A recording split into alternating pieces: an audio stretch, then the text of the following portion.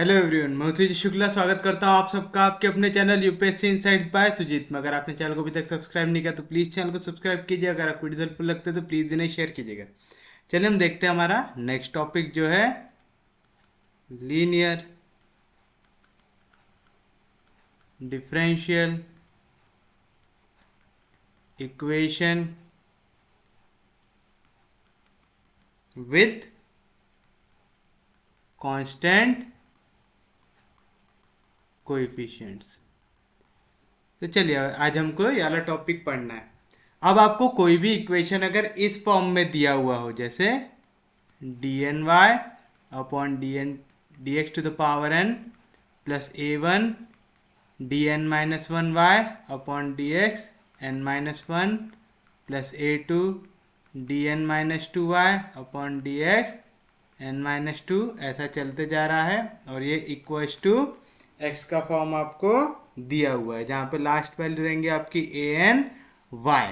अगर आपको कोई इक्वेशन इस फॉर्म में दी हुई है जहाँ पे A one A two A N ये सब क्या है, एक कॉन्स्टेंट्स है और जो x है ये है सिर्फ और सिर्फ फंक्शन ऑफ x ओनली। ये जो कैपिटल X है ये क्या है, फंक्शन ऑफ x ओनली।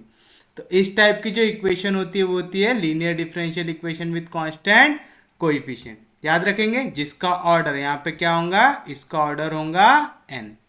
क्या होगा, इसका ऑर्डर n होगा। यहाँ पे डेरिवेटिव वाली कोई भी टर्म जो होंगी उनका पावर आपको क्या दिखना चाहिए, 1 दिखना चाहिए। ठीक है ना, यहाँ पे पावर हमेशा क्या होना चाहिए, 1 होना चाहिए। y वाली टर्म का भी पावर क्या होना चाहिए, 1 होना चाहिए। याद रखेंगे पक्के में। तो इस टाइप के जो क्वेश्चन होते हैं उनका जो आप आंसर लिखते हो, जो जनरल सॉल्यूशन लिखते हैं, वो आता है y equals to C F plus P I. क्या आता है इनका answer, y equals to C F plus P I आता है।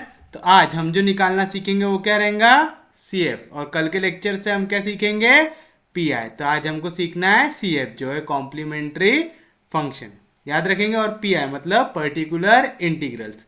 तो हम ये दोनों चीज़ें निकालना सीखेंगे। तो आपको जो सबसे पहली चीज़ सीखना है ये टाइप के क्वेश्चन सॉल्व करने के लिए, वो है आपको निकालना है यहाँ पे कॉम्प्लीमेंट्री फंक्शंस। क्या निकालना है आपको,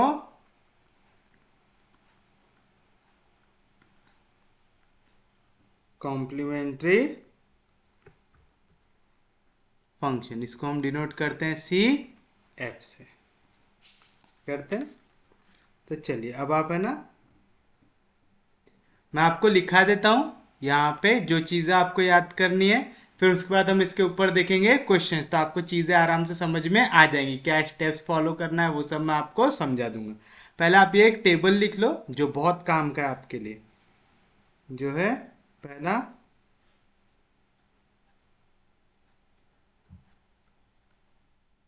corresponding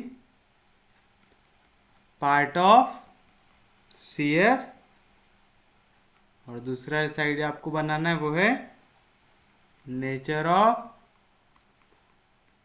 roots of auxiliary equation. पहले आप लिख लीजिए, फिर मैं आपको समझाता हूं ये सब क्या कर रहे हैं हम लोग।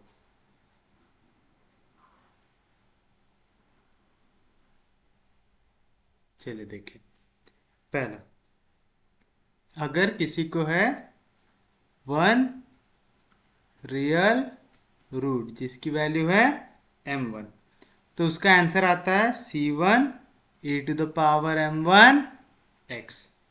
अगर यहाँ पे है आपके पास 2 real and different roots m1 और m2, तो इसका आंसर आएगा c1 e to the power m1x plus c2 e to the power m2x। अभी थोड़ा सा एक चीज समझ लो, अगर ये इक्वेशन है ना, यहाँ पे हम क्या करते हैं, हम d अपॉन डी एक्स के जगह लिखते हैं कैपिटल D। तो देखो यहाँ पे मैंने d अपॉन डी एक्स के जगह क्या लिया, कैपिटल D। उसका पावर क्या था, n, तो ये बन जाएगा dn बनेगा, प्लस a1 टाइम्स यहाँ पे क्या है d का पावर n माइनस वन, तो यहाँ पे आएगा d का power n minus one. Plus यहाँ पे क्या है a2, यहाँ पे d का पावर क्या है n-2, तो यहाँ पे भी d का पावर आ जाएगा n-2, ऐसा चलते जाएगा। यहाँ पे डेरिवेटिव का कोई पावर है क्या? नहीं, तो ये बिना डेरिवेटिव वाले टर्म का आएगा, तो an ये सब किसके साथ मल्टीप्लाई हो रहा? y के साथ, इक्वल्स टू x है ना, क्योंकि इसमें भी y है, इसमें भी y है, इसमें भी y है। इस तरीके के फॉर्म में हम इक्वेशन को लिखते हैं। तो जब भी हम CF की वैल्यू निकालते हैं, किसकी? कॉम्प्लीमेंट्री फंक्शन की, तो हम सिर्फ और सिर्फ ये लेफ्ट हैंड साइड में ये जो वैल्यू है ना, इसको देखते हैं। ठीक है, इसको देखते वक्त हम क्या लिखते हैं? Auxiliary equation. क्या लिखते हैं? ऑक्सिलरी इक्वेशन, यानी y के साथ जो वैल्यू मल्टीप्लाई हो रही है उसको अगर आप इक्वल्स टू 0 लिख देंगे तो वो क्या फॉर्म करेगा? उसका ऑक्सिलरी इक्वेशन फॉर्म करेगा। और ये ऑक्सिलरी इक्वेशन के रूट्स जो भी आते हैं उसके हिसाब से हम CF की वैल्यू डिसाइड करते हैं। जैसे अगर यहाँ पे सिर्फ और सिर्फ एक रियल रूट आया तो आंसर क्या आएगा? C1 e to the power m1 x आएगा। याद रखना हमेशा CF में हम e के पावर में आंसर को यहाँ पे लिख रहे हैं। तो आप पहला क्या लिखेंगे? C1 C2 ये सब क्या है? यहाँ पे आर्बिट्ररी कांस्टेंट है, ये भी याद रखना। तो अगर सिर्फ और सिर्फ एक रियल रूट है m1 तो हम क्या लिखेंगे? C1 e to the power m1 x। ये चीज आपको याद रखना है, ठीक है। अगर दो रियल रूट है और दोनों की वैल्यू अलग अलग है, एक की है m1 एक की है m2, तो इसका आंसर क्या आएगा? C1 e to the power m1 x plus C2 e to the power m2 x आएगा, जहां पे C1 C2 क्या रहेंगे? आर्बिट्ररी कांस्टेंट रहेंगे। अगर ऐसा दिया हुआ है 3 रियल एंड डिफरेंट रूट्स जो है m1 m2 m3, अब कितने रूट है यहाँ पे? 3। तो पहला कितने आर्बिट्ररी कांस्टेंट लिखेंगे आप? 3। तो पहला है C1, इसके साथ e आएगा और क्या आएगा? m1 का पावर x। पहला वाला निपट गया, दूसरा वाला बुरा मान जाएगा तो उसको भी लिखो C2 e to the power m2 x, फिर से C3 e to the power m3 x। तो उम्मीद है इसमें तो किसी को कोई दिक्कत नहीं होंगी, याद रहेगा पक्के में ये चीज। अब अगर इनमें से कोई दो रूट इक्वल हो जाए, जैसे आपको ऐसा दिया हुआ है 2 roots are real and equal, क्या बोल रहा है? दो रूट्स रियल भी है और इक्वल भी है, मतलब दोनों की वैल्यू है m1 है। तो उस केस में क्या आप ये ऐसा अलग अलग लिखेंगे? क्या नहीं लिखेंगे। कितने रूट्स आपको इक्वल दिख रहे हैं? 2, यानी कितने आर्बिट्ररी कांस्टेंट आएंगे? 2। तो आप इसका आंसर लिखेंगे C1 plus x times C2 e to the power क्या थी रूट की वैल्यू? m1, तो आ गया m1x। यानी यहाँ पे आपने चेंज किस पे लाया? हमारा जो आर्बिट्ररी कांस्टेंट वाली वैल्यू थी वहां पे आपको क्या करना है? पहला कांस्टेंट एज इट इज रखना है, दूसरे कांस्टेंट को x के साथ मल्टीप्लाई करना है। अगर यही ऐसा बोल दे 3 roots are real and equal, जैसे तीनों की वैल्यू आई m1 m1 m1, कितने रूट आए यहाँ पे? 3, तो कितने आर्बिट्ररी कांस्टेंट आएंगे? 3। तो देखो मैंने C1 भी लिख दिया, C2 भी लिख दिया और C3 भी लिख दिया। और हमको तो मालूम कि e के पावर में क्या आता? जो रूट की वैल्यू है इंटू एक्स, आएगा m1 x। बट क्या बताया था मास्टर ने? अगर रूट्स कभी भी इक्वल हो जाए तो पहले वाले रूट के साथ x का पावर 0 लिखने की जरूरत है नहीं, फिर 1 से x का पावर बढ़ाओ तो C2 के साथ क्या आ जाएगा? x, फिर से एक पावर बढ़ाओ तो C3 के साथ क्या आ जाएगा? x का स्क्वायर आएगा। तो चाहे आप C2x लिखो, चाहे ऐसा सामने लिख दो उसके, इसको ऐसा भी लिख सकते हैं आप C1 plus x times C2 plus x square times C3 e to the power m1 x। तो हमको अभी तक क्या क्या चीज़ याद रखने के लिए पता चली? अगर हमको इक्वेशन के रूट्स, जो हमारी इक्वेशन थी, अगर उसके रूट दिख रहे हैं कि एक रूट की वैल्यू आई m1, एक रूट की वैल्यू आई m2, दोनों के दोनों अलग है, तो जो हमारा कॉम्प्लीमेंट्री फंक्शन की वैल्यू आती वो क्या आती? पहला आपका आएगा, कितने हैं आपके पास यहाँ पे रूट? 2, तो कितने आर्बिट्ररी कांस्टेंट आएंगे? 2, तो C1 भी आ गया और C2 भी आ गया। फिर उसके बाद ये रूट की वैल्यू हमेशा किस पे लिखते हैं हम, ई के पावर में, तो आएगा ई का पावर m1x, ई का पावर m2x आया। इसी तरीके से अगर तीन रूट रहते m1 m2 m3 तो आंसर क्या आता, c1 ई का पावर m1x प्लस c2 ई का पावर m2x प्लस c3 ई का पावर m3x। अगर यहाँ पे दो रूट इक्वल हो जाते, जैसे m1 इक्वल हो जाता है m2 से, हो जाता है ऐसा, यानी दोनों की वैल्यू को मैं क्या लिख सकता हूँ, m1 लिख सकता हूँ। तो यहाँ पे दो वैल्यू हो गई, तो मैं ऐसा ले लेता हूँ, पहला रूट भी m1 हो गया, दूसरा रूट भी m1 हो गया। तो उस टाइम पे cf की वैल्यू क्या लिखोगे आप, कितने रूट है, दो, तो अभी भी कितने आर्बिट्ररी कांस्टेंट आएंगे, दो, पहला भी आ गया और दूसरा भी आ गया। लेकिन दूसरे वाले को आप काय के साथ मल्टीप्लाई करेंगे, x के साथ, तो c1 plus x times c2 ई का पावर m1x। ऐसे अगर यहाँ पे चार बार रूट इक्वल आया था, m1 m2 m3 m4, ये चारों की वैल्यू अगर मैं बोलता इक्वल है m1 से, यानी इसकी भी वैल्यू m1 है, इसकी भी m1 है, इसकी भी m1 है, इसकी भी m1 है, तो टोटल कितने रूट है आपके पास, चार आए। तो कांस्टेंट कितने आएंगे, चार। पहले वाले के साथ कुछ भी आएगा क्या, नहीं। दूसरे वाले के साथ x, तीसरे वाले के साथ x का स्क्वायर, चौथे वाले के साथ x का क्यूब, और यहाँ पे रूट की वैल्यू तो m1 ही है ना, सबका मैग्नीट्यूड क्या है, m1 है तो यहाँ पे आता है e का पावर m1x। याद रखेंगे पक्के में, तो ये इनमें तो किसी को कोई दिक्कत नहीं, कोई डाउट नहीं, पक्के में समझा।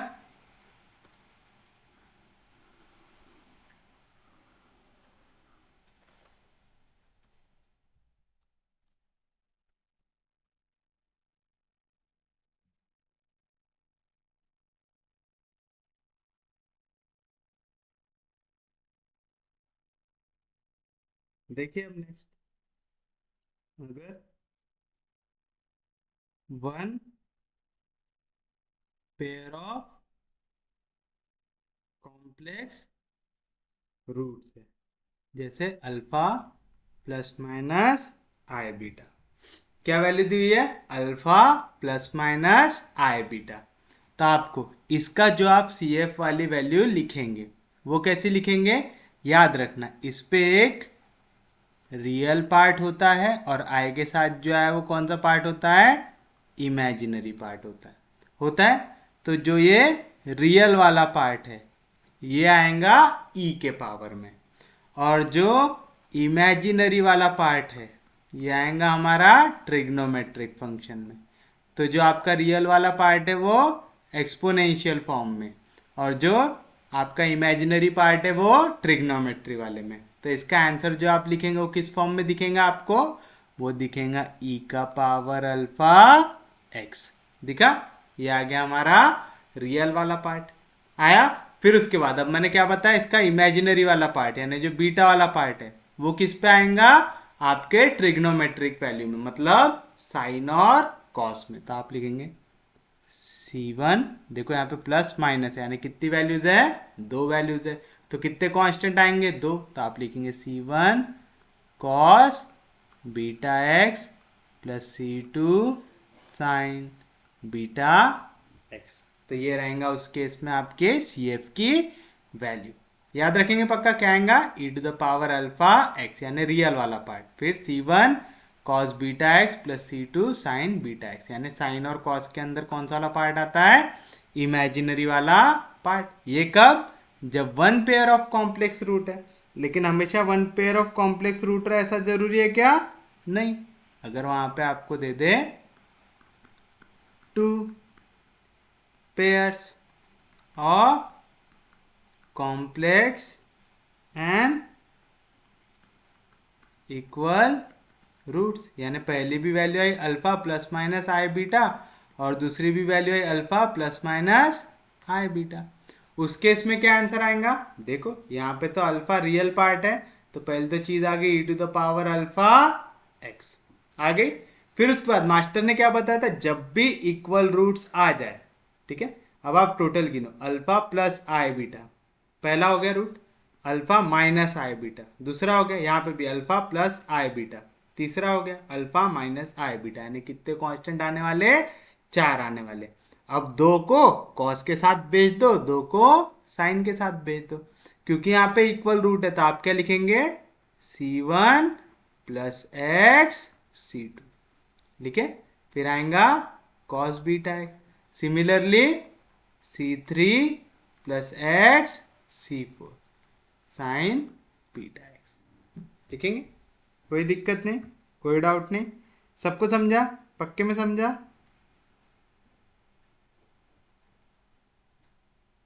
चलो अब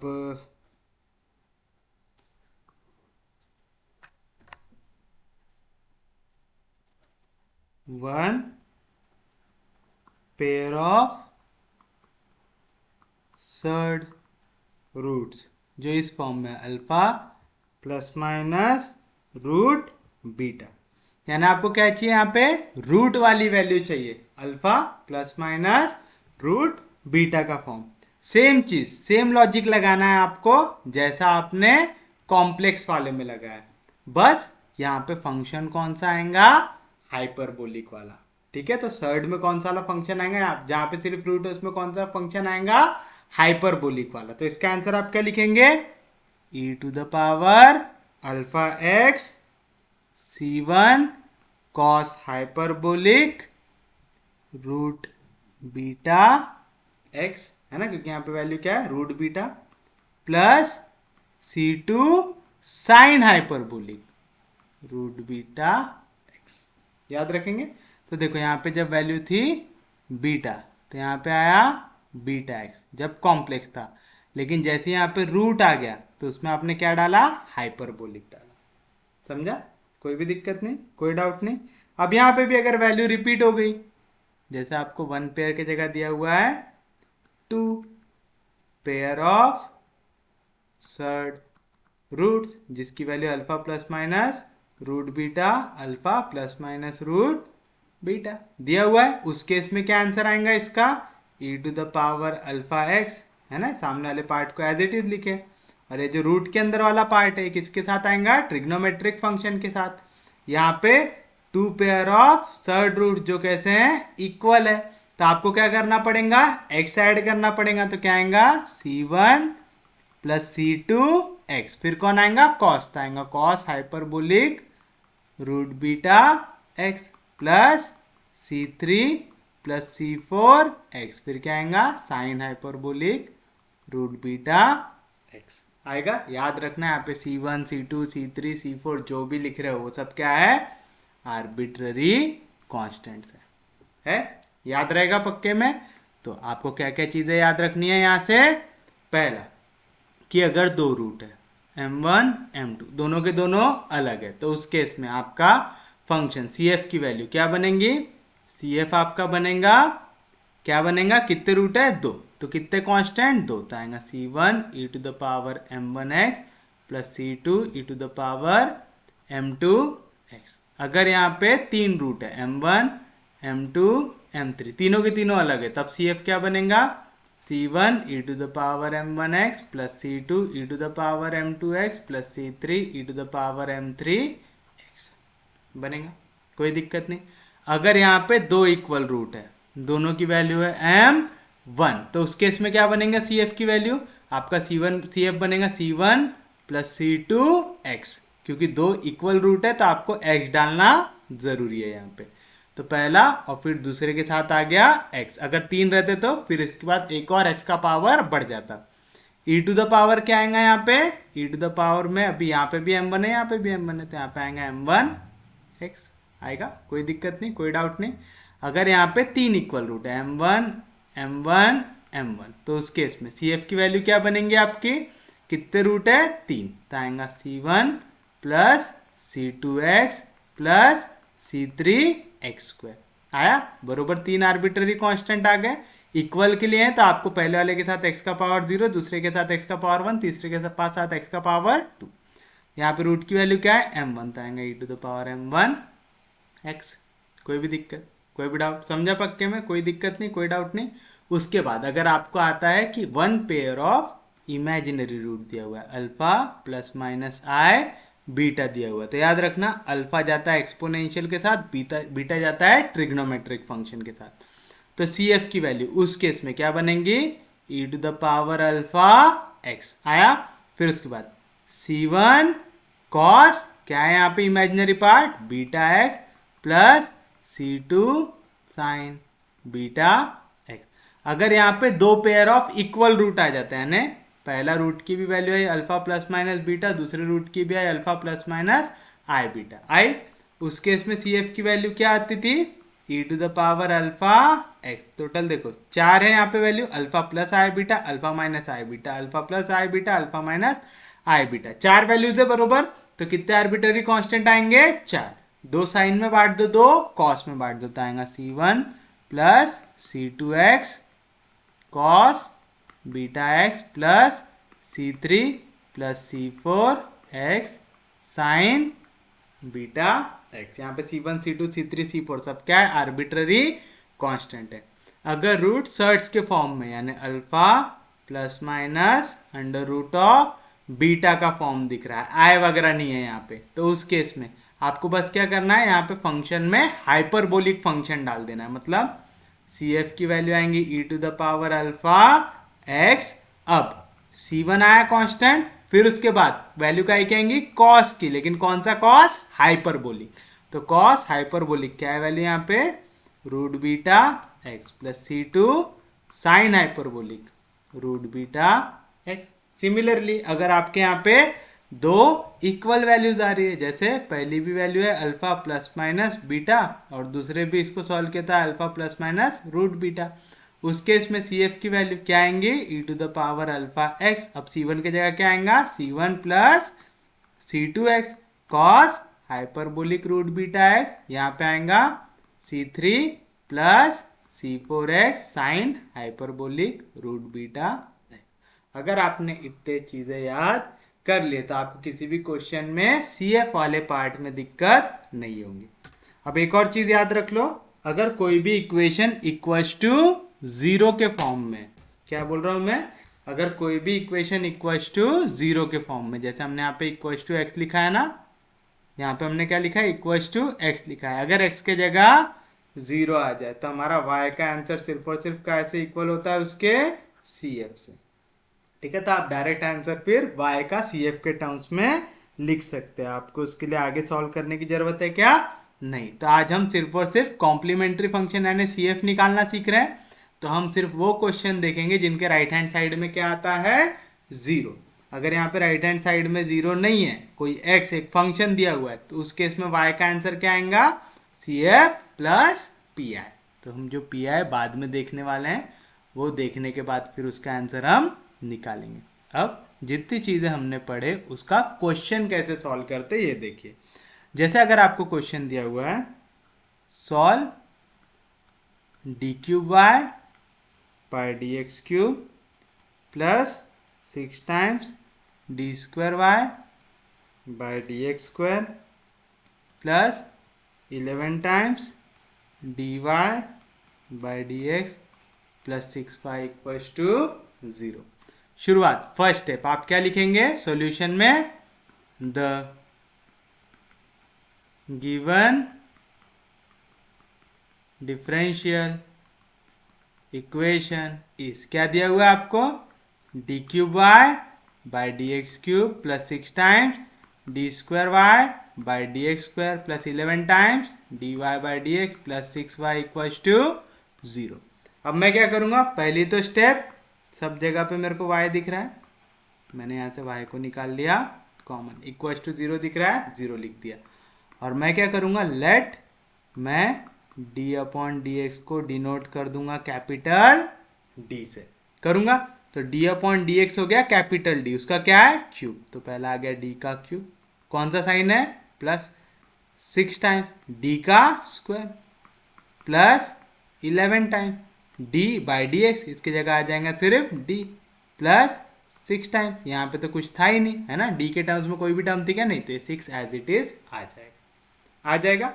अब आप ये जो y के साथ वैल्यू मल्टीप्लाई हो रही है, इससे आप क्या बनाएंगे, ऑक्सिलरी इक्वेशन, क्या बनाएंगे, ऑक्सिलरी इक्वेशन। तो आप लिखेंगे द ऑक्सिलरी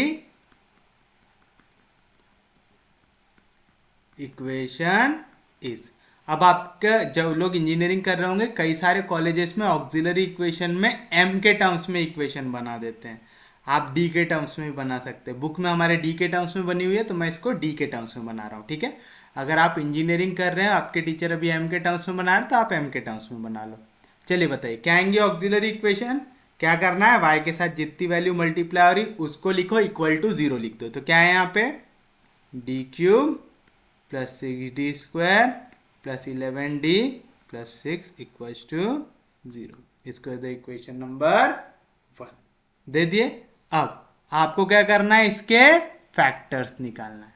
क्या करना है, इसके फैक्टर्स निकालना है। अब आप d की ऐसी एक आधी वैल्यू देखो जो इस इक्वेशन को सेटिस्फाई करे। एक तो यहाँ पे पूरे साइन प्लस है तो पक्के में मेरे को d की वैल्यू नेगेटिव लेना पड़ेगा ताकि वो इक्वेशन को सेटिस्फाई कर सके। अगर मैं d की जगह -1 लूँ, -1 का क्यूब -1, यहाँ पे -1 का स्क्वायर हो जाएगा तो 6, 6 + 6 12, ये हो जाएगा -11, -11 -1 -12। तो d इक्वल टू -1 इस इक्वेशन को सेटिस्फाई कर रहा है। तो आप लिखेंगे since d equal to -1 satisfy equation 1, therefore d plus 1 equals to 0 is a factor of equation 1। फिर तो आपको क्या निकालना है, इसका सिंथेटिक डिवीजन मेथड से। d की वैल्यू क्या है -1, d क्यूब का कोएफिशिएंट 1, d स्क्वायर का 6, d का 11, कांस्टेंट 6। आता है ना सबको synthetic division 1 as it is आता है। -1 इंटू 1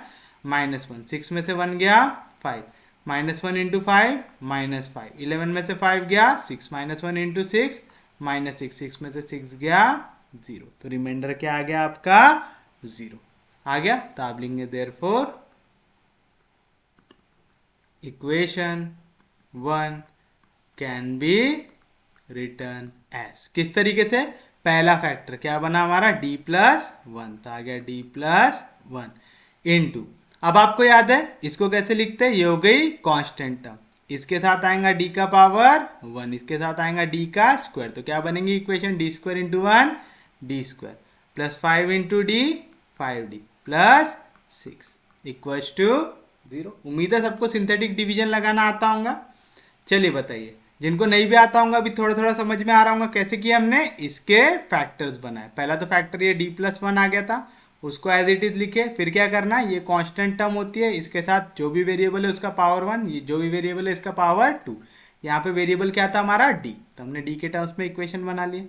अब इसके भी फैक्टर हम बना सकते हैं, 6 इंटू 1 होगा 6, 6 के ऐसे फैक्टर जिनके बीच का डिफरेंस कितने का हो 5 का, तो आप लेंगे 3 2 जार 6, 3 इंटू 2 हो जाएगा 6, और 3 प्लस 2 होता है 5, है ना। ऐड करने के बाद हमेशा आपको बीच वाली वैल्यू मिलनी चाहिए, मल्टीप्लाई करने के बाद जो मल्टीप्लीकेशन की वैल्यू आई वो मिलनी चाहिए। तो आप इसी के फैक्टर क्या लिख सकते हैं, that is d plus 1 into, इसी को मैं क्या लिख सकता है, d प्लस 2 इंटू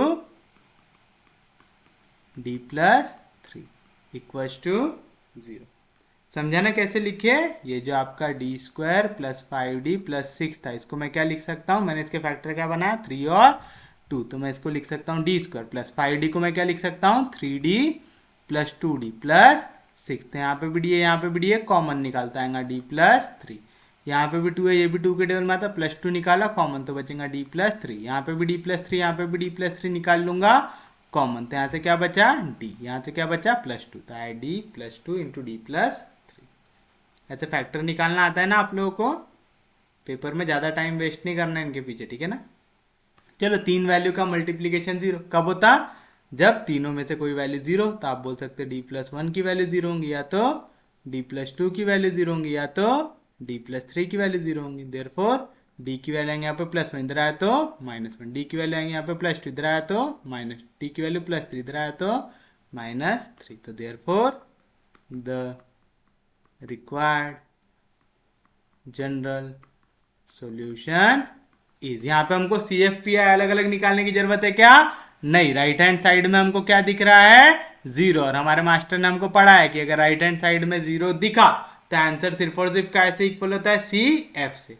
यहाँ पे देखो वैल्यू क्या है, -1 -2 -3, तीन अलग अलग वैल्यू है, तो ये हो गया मेरे लिए M1, ये हो गया M2, ये हो गया M3। क्या आता है आंसर, y इक्वल्स टू, कितने रूट है यहाँ पे 3, तो कितने कांस्टेंट आएंगे 3, तो आएगा C1 e to the power m1x, m1 की वैल्यू -1, तो -1 into x -x plus C2 e to the power m2x, m2 की वैल्यू -2 तो आएगा -2 into x, plus C3 e to the power m3x तो आएगा -3 into x, where C1, C2 and C3 are arbitrary constant. आएगा। तो this is your final answer. उम्मीद है समझा होगा, कोई दिक्कत नहीं किसी को, सबको समझा, पक्के में समझा, जितने को नहीं समझा उनके लिए ये next question. Solve d cube plus 3d square plus 3d plus 1 into y equal to 0। फिर से इक्वल टू 0 का क्वेश्चन है, तो आंसर कैसे इक्वल रहेगा? सिर्फ और सिर्फ CF से। तो सॉल्यूशन में बताओ क्या निकालेंगे आप सबसे पहले? The given differential equation is, क्या दी हुई है आपको?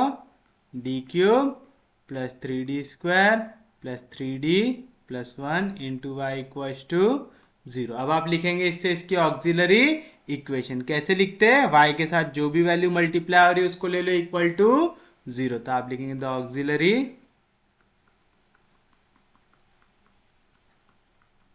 इक्वेशन इस, क्या आएंगे?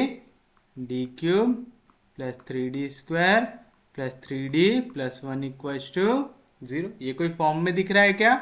ए cube plus 3ab square plus 3 A cube plus 3a square B plus 3ab square plus B cube का का फॉर्मूला है ये? a प्लस बी के होल क्यूब का है। सिंस a प्लस बी का होल क्यूब क्या होता है? A cube plus 3a square B plus 3ab square plus B cube. तो आप यहाँ पे a के जगह डाल के देखो d एंड b के जगह डाल के देखो 1, आपको ये इक्वेशन मिल रही है। तो मैं इसी को क्या लिख सकता हूँ? मैं इसी को लिख सकता हूँ a प्लस बी का होल क्यूब, यानी a के जगह d प्लस b के जगह 1 का होल क्यूब इक्वल्स टू 0 लिख सकता है। जिनको भी डाउट आ रहा है वो निकाल के देखो। d प्लस 1 का क्यूब क्या आएगा? a क्यूब यानी d cube plus 3a square भी यानी 3d स्क्वायर इंटू 1 तो 3d स्क्वायर आएगा प्लस 3ab स्क्वायर तो 3 इंटू डी इंटू 1 का स्क्वायर, 1 का स्क्वायर 1 मल्टीप्लाई करेंगे चेंज होगा नहीं, प्लस b क्यूब 1 का क्यूब 1। आ रही सेम इक्वेशन, कोई दिक्कत नहीं किसी को भी। चलिए बताइए यहाँ पे तीन वैल्यू क्यूब कब बनता है? जब तीन वैल्यू मल्टीप्लाई होती। तो आप बोल सकते हैं क्या ऐसा कि यहाँ पे d प्लस 1 मल्टीप्लाई हुआ d प्लस 1 से, जो मल्टीप्लाई हो d प्लस 1 से, तो आपका आंसर क्या मिला? 0 मिला। तो इसी का मतलब d प्लस 1 इक्वल टू 0 होगा, d प्लस 1 इक्वल टू 0 होगा और d प्लस 1 इक्वल टू 0 होगा। यहाँ पे बीच में और डालते हैं ना, आएगा मतलब d की वैल्यू यहाँ पे प्लस 1 इधर गया तो -1, d की वैल्यू प्लस 1 इधर गया तो -1, d की वैल्यू प्लस 1 इधर गया तो -1। यहाँ पे तीनों वैल्यू कैसी आ रही? -1 -1 तीनों वैल्यूज सेम है। तो चलिए बताइए क्या आएगा required solution? Therefore the required general solution is, क्या आएगा? y इक्वल टू, क्योंकि यहाँ पे इक्वल टू 0 है तो y की वैल्यू हमको मालूम क्या रहती है? CF plus PI। अगर इक्वल टू 0 आ गया तो PI वाला पार्ट क्या होता है? 0। तो y की वैल्यू कैसे इक्वल आती है? CF से। तो हम डायरेक्ट CF की वैल्यू लिखेंगे। क्या आता? यहाँ पे तीन वैल्यूज इक्वल है तो कितने कांस्टेंट? 3। तो C1 C2 C3 तीन कांस्टेंट आ गया। e to the power mx, m की वैल्यू क्या है यहाँ पे? -1 तो -1 इंटू एक्स -x आ गया। बट क्योंकि यहाँ पे तीन रूट इक्वल थे तो पहली वाली के साथ x का पावर 0, दूसरे वाली के साथ x का पावर 1, तीसरे वाले के साथ x का पावर आएगा। तो C1 plus C2x plus C3x का square e to the power -x। ये रहेगा आपके लिए आपका फाइनल आंसर। उम्मीद है समझाऊंगा, कोई दिक्कत नहीं, कोई डाउट नहीं। चलिए देखिए आपका नेक्स्ट क्वेश्चन जो है सॉल्व d का पावर 4y अपॉन dx का पावर 4 माइनस d का पावर 3y अपॉन dx का क्यूब माइनस 9 d का पावर 2y अपॉन dx का square minus 11 dy by dx minus 4y equals to 0। Solution में क्या लिखेंगे सबसे पहले, द गिवन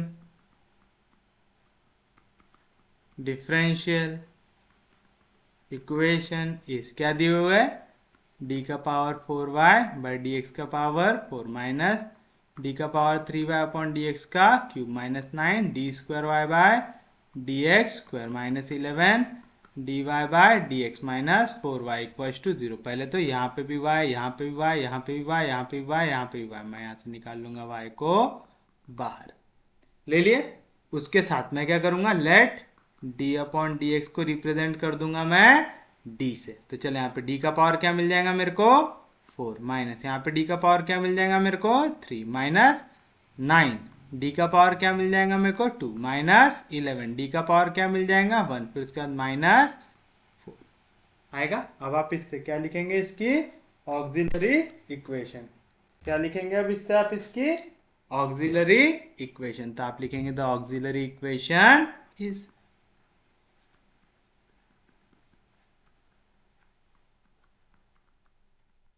क्या आएंगे, y के साथ जो वैल्यू मल्टीप्लाई हो रहा है उसको इक्वल टू 0 लिख दो। तो आएगा d का power 4 minus d cube minus 9d square minus 11d minus 4 equals to 0 आएगा। कोई भी दिक्कत, कोई भी डाउट, चलिए इसको दे दीजिए इक्वेशन नंबर 1। अब d की एक ऐसी वैल्यू निकालो जो इस इक्वेशन को सेटिस्फाई करे।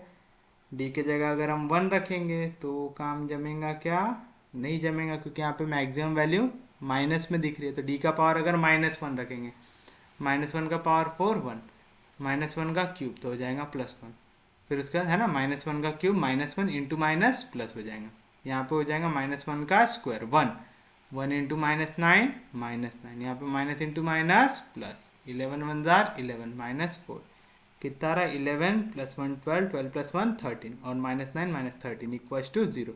यानी d की वैल्यू -1 यहाँ पे कर रहा है सेटिस्फाई। तो आप लिखेंगे सिंस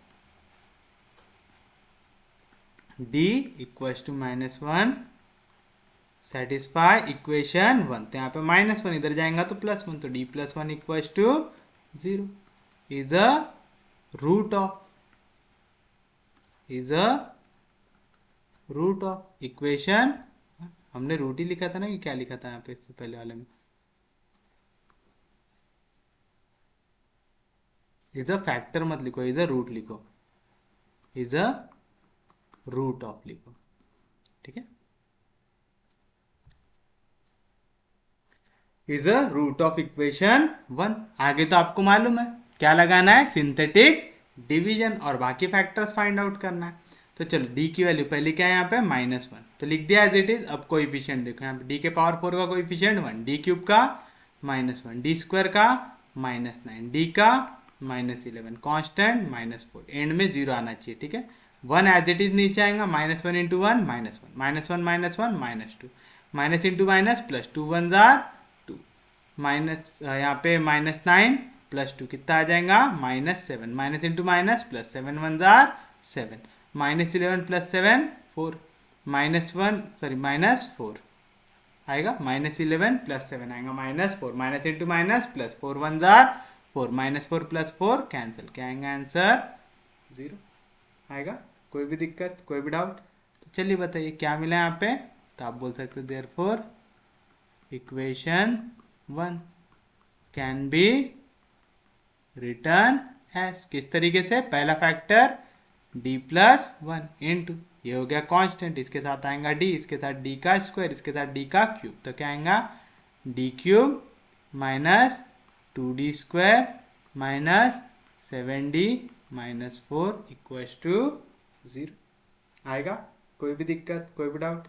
अब यहाँ पे तो बड़ी दिक्कत हो गई हमारे लिए, हमको अब फिर से इसका फैक्टर निकाल के देखना पड़ेगा, है ना। इसका भी फैक्टर हमको डायरेक्टली मिल रहा है क्या, नहीं मिल रहा। तो यहाँ पे कोई वैल्यू है क्या जिसको सेटिस्फाई करती, 1 करेगा क्या, तो अगर -1 फिर से ले तो -1 -2 +7 -4, फिर से इसको 1 ही सेटिस्फाई कर रहा यहाँ पे d+1 फिर से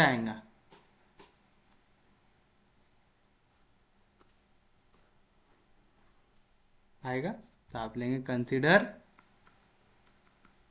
इसको दे दे इक्वेशन नंबर 2।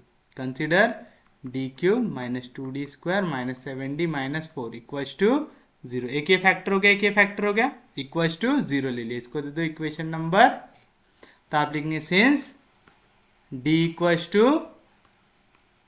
सिंस d की वैल्यू कौन सी सेटिस्फाई कर रहा था, d equals to -1 satisfy equation A देने में अजीब लग रहा होगा तो इसको 3 दे दो, सेटिस्फाई इक्वेशन 3 कर सकता। तो आप इसको क्या लिख सकते हैं, therefore d+1 equals to 0 is a root of equation 3 आएगा। तो चलिए बाकी का सिंथेटिक डिवीजन से निकाल लेते हैं।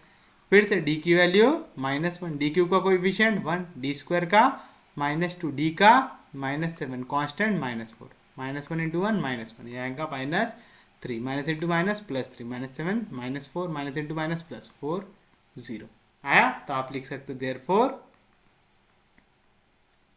इक्वेशन 2 बिकम्स, अब एक स्टेप पे हम इक्वेशन 2 को ही चेंज करेंगे, ठीक है।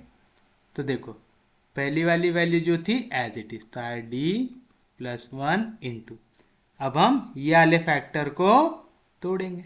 कैसे तोड़ेंगे, हम d³ minus 2d² minus 7d minus 4 को जब सॉल्व किया तो पहला फैक्टर क्या मिला, d+1, तो आ गया d+1 इंटू, अभी एक और फैक्टर बचा है जिसपे ये वैल्यू रहेंगी कांस्टेंट की, इसके साथ आएगा d, इसके साथ आएगा d², तो दूसरा फैक्टर क्या आएगा, d² into 1 d², -3 into d -3d -4 equals to आएगा। आप चाहो तो ऐसे निकालो, या तो इक्वेशन 2 बिकम्स की जगह इक्वेशन 3 बिकम्स लिखो, फिर आप d³ minus 2d² minus 7d minus 4 की जगह लिखो d+1 इंटू ये वैल्यू, फिर इसको यहाँ पे 2 पे सब्सटीट्यूट करो, बस आंसर तो सेम ही मिलने वाला है। तो 10 बार काय को सेम काम करते बैठना है कि नहीं, समझा सबको पक्के में।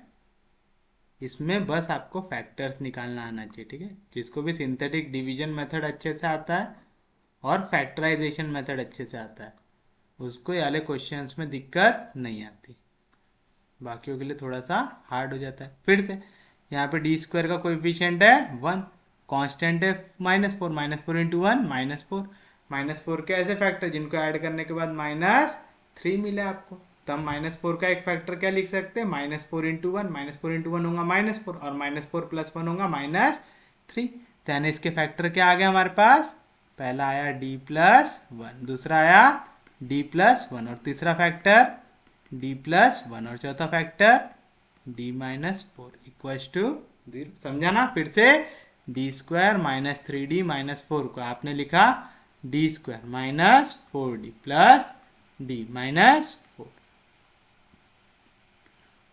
लिखा, यानी आपने -3d की जगह लिखा -4d प्लस d, ये वाले नंबर यूज करके। फिर यहाँ से आपने d को कॉमन निकाल, तो क्या बचा d-4, यहाँ से कुछ भी कॉमन नहीं था तो +1 कॉमन निकाल, तो बचा d-4। फिर यहाँ से आपने d-4 को निकाल दिया कॉमन, तो पहले बचा d, फिर बचा +1, तो d+1 इंटू d-4। कैसे लिखे समझा, 4 वैल्यूज का मल्टीप्लीकेशन 0, इसका मतलब पहला वैल्यू 0 होगा, या तो दूसरा वैल्यू 0 होगा, या तो तीसरा वैल्यू 0 होगा, या तो चौथा वैल्यू 0 होगा। दैट इज या तो d की वैल्यू होंगी -1, या तो d की वैल्यू होंगी -1, या तो d की वैल्यू होंगी -1, या तो d की वैल्यू होंगी, यहाँ पे -4 इधर आया तो +4। तो ये एक रूट है जो रिपीट नहीं हो रहा, और यहाँ पे ये 3 वैल्यू है जो रिपीट हो रही। कितने बार हो रही, 3 बार। तो आएगा c1 plus x times c2 plus x² times c3 आएगा। तो आप लेंगे therefore the required general solution is, क्या आएगा, y इक्वल्स टू क्या आएगा, c1 plus c2x plus c3x²। आई 3 वैल्यू रिपीट, आई ये 3 वैल्यू जो रिपीट हो रही हो क्या है, -1, तो आएगा e⁻−1 इंटू x, यानी -x, प्लस ये एक वैल्यू जो रिपीट नहीं हुई, तो आएगा c4 times x, sorry e⁻ C4 times e to the power d की वैल्यू और फिर x आएगा 4 टाइम्स x आएगा, याद है ना, e to the power m x लिखते हैं, तो e to the power m की वैल्यू क्या आती है 4, था 4x आ गया। तो ये रहेगा आपके लिए फाइनल आंसर, जहाँ पे C1 C2 C3 C4 ये सब क्या है, आर आर्बिट्ररी कॉन्स्टेंट्स आएगा। कोई भी दिक्कत, कोई भी डाउट, समझा पक्के में? नेक्स्ट देखिए,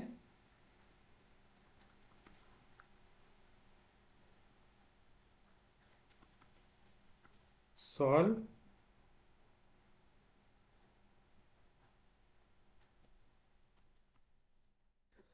d का power 4 minus 5d² plus 4 into y equals to 0। ऐसे एक इक्वेशन दी हुई है, तो सॉल्यूशन में सबसे पहले आप क्या लिखेंगे, द गिवन डिफरेंशियल इक्वेशन इस, क्या दी हुई है, d का power 4 minus 5d² plus 4 into y equals to 0। अब ऑक्सिलरी इक्वेशन लेना है, यानी y के साथ जो वैल्यू मल्टीप्लाई हो रही है उसको ले लो इक्वल टू 0। तो आप लिखेंगे the auxiliary equation is d का power 4 minus 5d² plus 4 equals to 0। देखो ये तो आसान है, d का पावर 4 था, फिर d का पावर 2 हुआ, अब d का पावर 0, यानी आप इसको फैक्टराइज कर सकते हो, है ना। सेम वैल्यूज से अगर कम होते रहा तो हम फैक्टराइज कर सकते हैं इसको। 3 फैक्टर है, कैसे करेंगे, 1 मल्टीप्लाई होगा 4 के साथ, तो 4 1 जार 4। 4 के ऐसे फैक्टर जिनके बीच का ऐड करने के बाद वैल्यू है -5, तो क्या ले लेंगे, -4 -1, है ना। -4 इंटू -1 4 हो जाएगा, और -4 -1 कितना होगा, -5। तो आप इसी को क्या लिख सकते हैं, d का पावर 4। मैं -5 को क्या लिखूंगा, -4 -1, तो आ जाएगा -4 d का square minus d² plus 4 equals to 0। कुछ सेम है क्या, d का पावर 4 है, तो मैं d के पावर 4 को क्या लिख सकता, d² का स्क्वायर। तो यहाँ पे भी d² है, यहाँ पे भी d² है, निकाल लो बाहर। आपने एक d² को बाहर निकाला, अभी भी क्या बचेगा, d² माइनस यहाँ पे क्या बचा 4, है ना। हमको चाहिए d² माइनस 4, यहाँ पे -d² प्लस 4, बस क्या बाहर निकालने यहाँ से माइनस साइन। लेकिन सिर्फ माइनस साइन यहाँ पे बाहर निकाल सकते क्या, नहीं, उसके साथ कोई तो नंबर लिखना पड़ेगा, तो हम लिख देंगे 1, तो -1 बाहर निकालते तो क्या आएगा, d² माइनस 4 इक्वल्स टू 0 आएगा। यहाँ पे भी d² माइनस 4, यहाँ पे भी d² माइनस 4, निकाल लो कॉमन, तो यहाँ से क्या बचा, d², यहाँ से क्या बचा, -1 इक्वल्स टू 0 आया। दो वैल्यू का मल्टीप्लीकेशन कब आता, या तो आप चाहो तो इसको यहाँ पे और फैक्टराइज कर लो, उसके बाद आगे लिखो, ठीक है।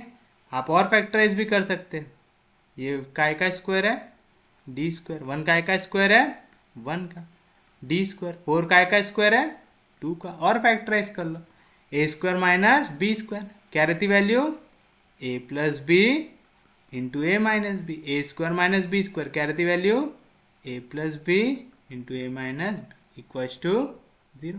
चार वैल्यू का मल्टीप्लीकेशन 0 कब आता, देयरफॉर पहली वैल्यू होंगी 0, या तो दूसरी वैल्यू होंगी 0, या तो तीसरी वैल्यू होंगी 0, या तो चौथी वैल्यू होंगी 0 आएगा। दैट इज डी की वैल्यू, यहाँ पे +1 इधर गया तो -1, यहाँ पे -1 इधर गया तो प्लस, यहाँ पे +2 इधर गया तो -2, यहाँ पे -2 इधर गया तो +2।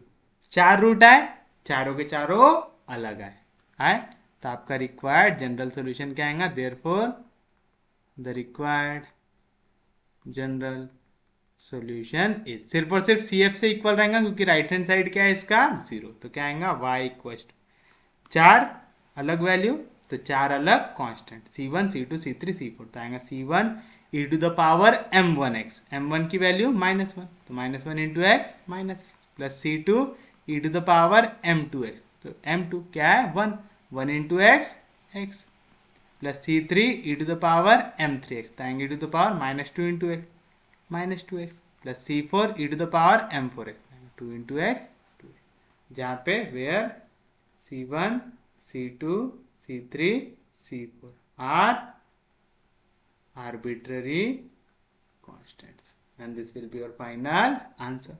कोई भी दिक्कत, कोई भी डाउट? उम्मीद है सबको समझ में आ रहा होगा, किसी को भी बाउंसर नहीं जा रहा होगा। पक्के में समझा? सच में समझा? चलिए अब ऐसा करते हैं, हम थोड़ा सा एक आधी अलग वाला भी क्वेश्चन देख लेते हैं।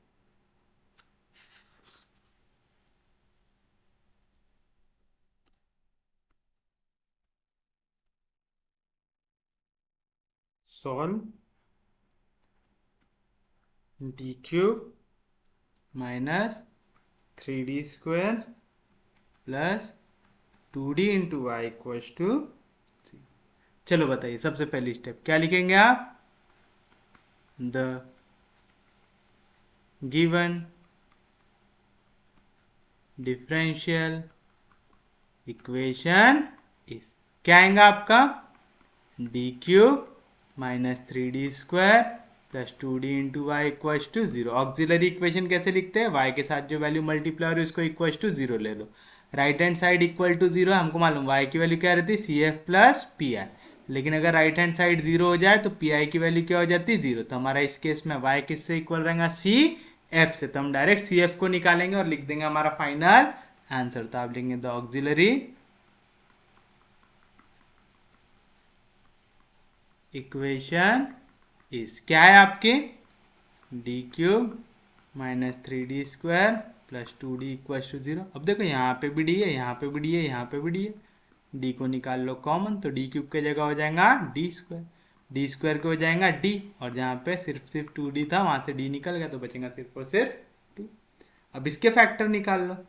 1 मल्टीप्लाई होगा 2 से, तो 2 1 जार 2। 2 के ऐसे फैक्टर जिनको ऐड करने पे मिले -3, तो आप लिख लो -2 -1, माइनस इंटू माइनस हो जाएगा प्लस, और -2 -1 हो जाएगा -3। तो क्या लिख सकते हैं आपको इसको? d into d-2 into d-1 equals to 0। तो ऐसा लिख लो d-1 d-2, असेंडिंग ऑर्डर में हो जाएगा फिर पूरा। होगा? कोई भी दिक्कत, कोई भी डाउट? समझा ना? ये तो समझ में आ गया ना फैक्टर कैसे बनाते हैं आप लोग। चलिए अब क्या करेंगे? तीन वैल्यूज का मल्टीप्लीकेशन 0 कब होता?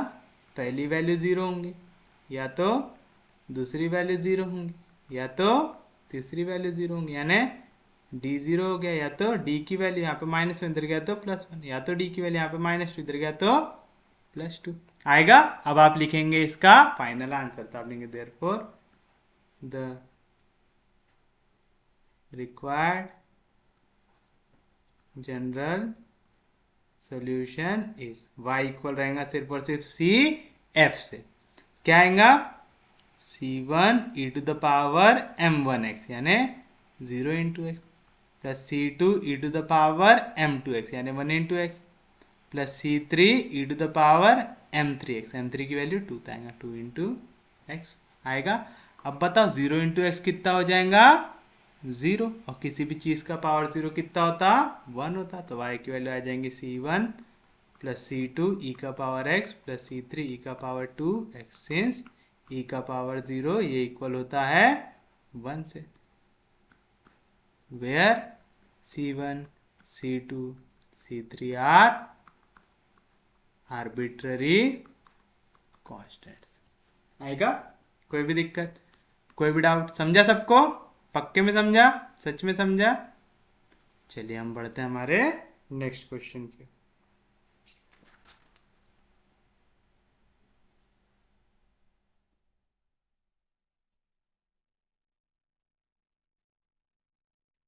सॉल्व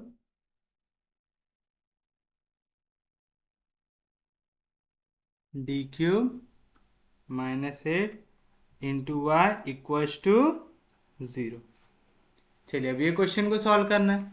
सॉल्यूशन में आप सबसे पहले क्या लिखेंगे? The given differential equation is, क्या दी हुई है?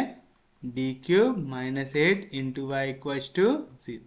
फिर से y सिर्फ आपका राइट हैंड साइड है 0, तो y इक्वल रहेगा सिर्फ और सिर्फ CF से। तो लिखो इसकी ऑक्सिलरी इक्वेशन, यानी y के साथ जो मल्टीप्लाई हो रहा है इक्वल्स टू 0। तो आप लिखेंगे द ऑक्सिलरी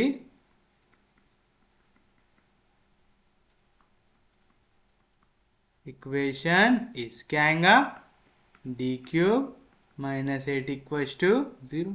8 किसी चीज का क्यूब है, 2 का, तो आप इसको लिख सकते हैं डी क्यूब माइनस 2 का क्यूब इक्वल्स टू 0। हमने कोई फॉर्मूला पढ़ा है क्या ऐसा, A cube minus B cube क्या होता, A minus B into A square plus A B plus B square. बस ए के जगह रखना है आपको डी और बी के जगह रखना है 2। तो बताओ क्या मिलेगा आपको, a माइनस बी यानी d माइनस 2, ए स्क्वायर यानी d का square plus a into b यानी d इंटू 2 हो जाएगा 2d प्लस b का स्क्वायर यानी प्लस 2 का स्क्वायर, 2 का स्क्वायर होता है 4 आएगा। अब बताइए क्या करेंगे, 1 इंटू 4, 4 1 जार 4, 4 के ऐसे फैक्टर जिनको ऐड करने पे आपको मिले 2। कोई नंबर है क्या, नहीं, क्योंकि 4 के आप दो ही फैक्टर बना सकते हैं, 2 2 या तो 4 इंटू 1। दोनों को ऐड करने पे आपके वाले नंबर बनता है क्या, 2 का डिफरेंस नहीं बनता है ना। नेगेटिव भी लोगे तो भी नहीं बनेगा वाली वैल्यू। तो आपको क्या करना पड़ेगा, आपको अब इसको सॉल्व करना पड़ेगा फॉर्मूला मेथड से। कैसे करेंगे, दिस इंप्लाइज या तो d माइनस 2 0 होगा या तो d square plus 2d plus 4 हो जाएगा 0। ये क्वाड्रेटिक है इन टर्म्स ऑफ d, तो आप इसका सॉल्यूशन लिख सकते क्या, आराम से लिख सकते। यहाँ पे माइनस 2 इधर गया तो प्लस 2, इसका सॉल्यूशन क्या आएगा, d इक्वल्स टू, याद है formula, a x square plus B x plus c equals to 0। Implied आप x की वैल्यू क्या लिख सकते हैं, minus b plus minus under root of b square minus 4ac upon 2a लिख सकते, याद है वाला फॉर्मूला। अब ये इक्वेशन x में थी तो आंसर आया x में, ये इक्वेशन d में है तो आंसर आया d में। b वैल्यू कौन सी रहती है, जो वेरिएबल के पावर 1 के साथ रहती, तो ये वैल्यू हो गई b की, यहाँ पे a की वैल्यू हो गई 1, b की वैल्यू हो गई 2, c की वैल्यू हो गई 4। तो बताओ क्या है फॉर्मूला, माइनस बी तो आएगा minus 2 plus minus under root of b का स्क्वायर 2 का square 4 minus 4 times a c यानी 4 1 जार 4, 4 4 जार 16 अपॉन 2 इंटू ए यानी 2 इंटू 1 2 हो जाएगा, होगा। तो बताइए क्या मिलेगा आपको, यानी d की वैल्यू आई 2 या तो d की वैल्यू आई माइनस 2 प्लस माइनस 4 में से 16 गया तो कितना आएगा, माइनस 12 आएगा। और मैं 12 को क्या लिख सकता हूँ, 4 3 जार 12 लिख सकता, दैट इज d की वैल्यू आएंगी 2 या तो d की वैल्यू आएंगी माइनस 2 प्लस माइनस, ये 4 स्क्वायर और स्क्वायर रूट कैंसिल, तो बाहर आने के बाद क्या होगा 2, अंदर बचा root of minus 3, root of minus 3 को मैं क्या लिख सकता, under root of 3 into minus 1, तो इसकी वैल्यू क्या आएंगी root 3 into under root of minus 1 यानी root 3, under root of minus 1 को मैं क्या लिख सकता आई, तो आप इसको डायरेक्टली लिखिए, 2 बाहर गया तो 4 हट गया तो बचा माइनस रूट 3, माइनस रूट 3 को मैं क्या लिख सकता हूँ रूट 3 आई, और ये वैल्यू कैसे डिवाइड हो रही है 2 से, आएगा। कोई भी दिक्कत, 2 को सेपरेट करो, 2 2 कैंसिल, तो d की वैल्यू क्या आई 2 या तो d की वैल्यू क्या आई माइनस 1 प्लस माइनस रूट 3 आई, समझा ना, सेपरेट होगा तो ये 2 भी कैंसिल, ये 2 भी कैंसिल, या तो यहाँ से 2 को कॉमन निकालो 2 2 कैंसिल होगा। अब देखो यहाँ पे एक रूट रियल है और ये वाला रूट कैसे है, कॉम्प्लेक्स है। तो चलिए बताइए सॉल्यूशन क्या आएगा, therefore the required solution is, क्या आएगा आपका required solution, y equals to सिर्फ और सिर्फ सी एफ से, क्योंकि राइट हैंड साइड है 0। क्या आएगा, पहले तो देखो एक अलग सा रूट है तो आएगा c1 e to the power mx, आएगा c1 e to the power 2x plus, अब देखो यहाँ पे दो रूट है, माइनस 1 प्लस रूट 3 आए, माइनस 1 माइनस रूट 3 आए, कितने रूट है 2, यानी कितने कांस्टेंट आएंगे 2। फिर यहाँ पे रियल वाला पार्ट ये है और इमेजिनरी वाला पार्ट ये है, इमेजिनरी वाला पार्ट साइन कॉस के साथ जाता है और ये वाला एक्सपोनेंशियल के साथ जाता है, तो आएगा e to the power mx यानी e to the power minus 1 into x, आएगा माइनस x। फिर उसके बाद क्या आएगा, एक कांस्टेंट ले लो c2, पहले रूट 3 किसके साथ जाएगा कॉस के साथ, तो आएगा कॉस रूट 3x, फिर उसके बाद प्लस एक और कांस्टेंट ले लो c3, फिर किसके साथ जाएगा साइन के साथ, तो साइन रूट 3x, आएगा, जहाँ पे C1 C2 C3 are arbitrary constant. तो आप देख रहे हैं, अगर आपको फॉर्मूले याद है, कंसेप्ट याद है, तो कोई भी दिक्कत नहीं है। अब एक और चीज याद रखना, कई सारे बच्चे क्या करते हैं, d cube minus two cube equal to 0 है, तो यहाँ पे -2 इधर गया तो +2, cube cube taking cube root, cube cube cancel, d की वैल्यू आ गई 2 और लिख दिया सिर्फ और सिर्फ एक आंसर। ऐसा चलता क्या? नहीं। डी का पावर कितना है? 3, तो कितने आर्बिट्ररी कांस्टेंट आने चाहिए? 3। डी का पावर कितना था? 3, तो देखो हमारे कितने आर्बिट्ररी कांस्टेंट आए? 3। तो याद रखना, डी का जो पावर है उतने अगर आपके आर्बिट्ररी कांस्टेंट नहीं आ रहे, यानी आपने कुछ ना कुछ घापा करें। समझा पक्के में? कोई भी दिक्कत, कोई भी डाउट? समझा पक्के में? चलिए हम बढ़ते हैं हमारे नेक्स्ट क्वेश्चन की, जो है सॉल्व डी का पावर 4y अपॉन dx का पावर 4 प्लस m का पावर 4y इक्वल्स टू 0। कुछ इस तरीके से आपको दिया हुआ है क्वेश्चन। चलिए बताइए, अब आप क्या करेंगे? यहाँ पे सबसे पहले आप लिखेंगे इसका सॉल्यूशन। क्या लिखेंगे? The given differential equation is, क्या दी है हमको यहाँ पे डिफरेंशियल इक्वेशन? डी का पावर 4y अपॉन dx का पावर 4 प्लस m का पावर 4y इक्वल्स टू 0 दी हुई है। बताइए अब आप क्या कर सकते हैं? यहाँ पे सबसे पहली स्टेप, यहाँ पे भी y है, यहाँ पे भी y है, मैं y को निकाल लूंगा कॉमन, और लेट मैं d अपॉन dx के जगह क्या ले लूंगा? कैपिटल D ले लूंगा। तो यहाँ पे कैपिटल D का पावर क्या बन जाएगा? 4 प्लस m का पावर भी क्या है यहाँ पे? 4। आ गया? कोई भी दिक्कत, कोई भी डाउट? समझा पक्के में? अब आपको लिखेंगे इसके ऑक्सिलरी इक्वेशन। ऑक्सिलरी इक्वेशन कैसे लिखते हैं? y के साथ जो भी वैल्यू उसको ले लो equal to 0। Right hand side में 0 है तो y की वैल्यू CF प्लस PI होती है। राइट हैंड साइड में 0 आ गया तो PI कितना हो गया? 0। तो y सिर्फ और सिर्फ किससे इक्वल हो गया? CF से, यानी आपने CF की वैल्यू निकाल लिया, तो आप आपका फाइनल आंसर लिख सकते हैं। तो आप लिखेंगे द ऑक्सिलरी इक्वेशन इस, क्या आएगा? d का पावर 4 प्लस m का पावर 4 इक्वल टू 0। अब हम लोगों ने a का पावर 4 प्लस b का पावर 4 ऐसा तो कोई फॉर्मूला पढ़ा ही नहीं है, तब हम क्या कर सकते हैं? यहाँ पे हमको कुछ ना कुछ ऐसा करना पड़ेगा जिससे यहाँ पे होल स्क्वायर वगैरह टाइप की कोई वैल्यू बन जाए। अब वो कैसे करेंगे? आप देखो, आप d के पावर 4 को क्या लिख सकते हैं? d स्क्वायर का स्क्वायर लिख सकते हैं। आप m के पावर 4 को क्या लिख सकते हैं? m स्क्वायर का स्क्वायर। अगर मेरे को इसको होल स्क्वायर बनाना है, ठीक है, तो मैं यहाँ पे अगर कोई वैल्यू ऐसी ऐड कर दूँ, a square plus B square मेरे को दिख रहा है, अगर मैं यहाँ पे गलती से भी 2a भी ला दूँ तो ये क्या बन जाएगा? a प्लस बी का होल स्क्वायर है। यहाँ पे a के जगह मेरे पास क्या वैल्यू है? d square. मेरे पास b के जगह क्या वैल्यू है? m स्क्वायर, है ना? ये हो गया a स्क्वायर, ये हो गया b स्क्वायर। बस मेरे को बीच में क्या चाहिए? 2ab, यानी मेरे को क्या चाहिए? 2 टाइम्स a के जगह क्या है? d स्क्वायर, b के जगह क्या है? m स्क्वायर चाहिए। तो मेरे को सिर्फ और सिर्फ क्या चाहिए? 2 times d square m square. लेकिन यहाँ पे 2 times d square m square था क्या? नहीं था, आपने जबरदस्ती डाला। तो अगर आपने ऐड किया है तो उसको बैलेंस करने के लिए आपको सेम वैल्यू क्या करना पड़ेगा? सब्ट्रैक्ट करना पड़ेगा। लेकिन ये करने से फायदा क्या हुआ? a square plus twice of a B plus B square, ये क्या बन जाएगा? a यानी d स्क्वायर, कौन सा साइन है? प्लस, b यानी m स्क्वायर का होल स्क्वायर बन जाएगा, माइनस। देखो मैं 2 को किसका स्क्वायर लिख सकता हूँ? √2 का।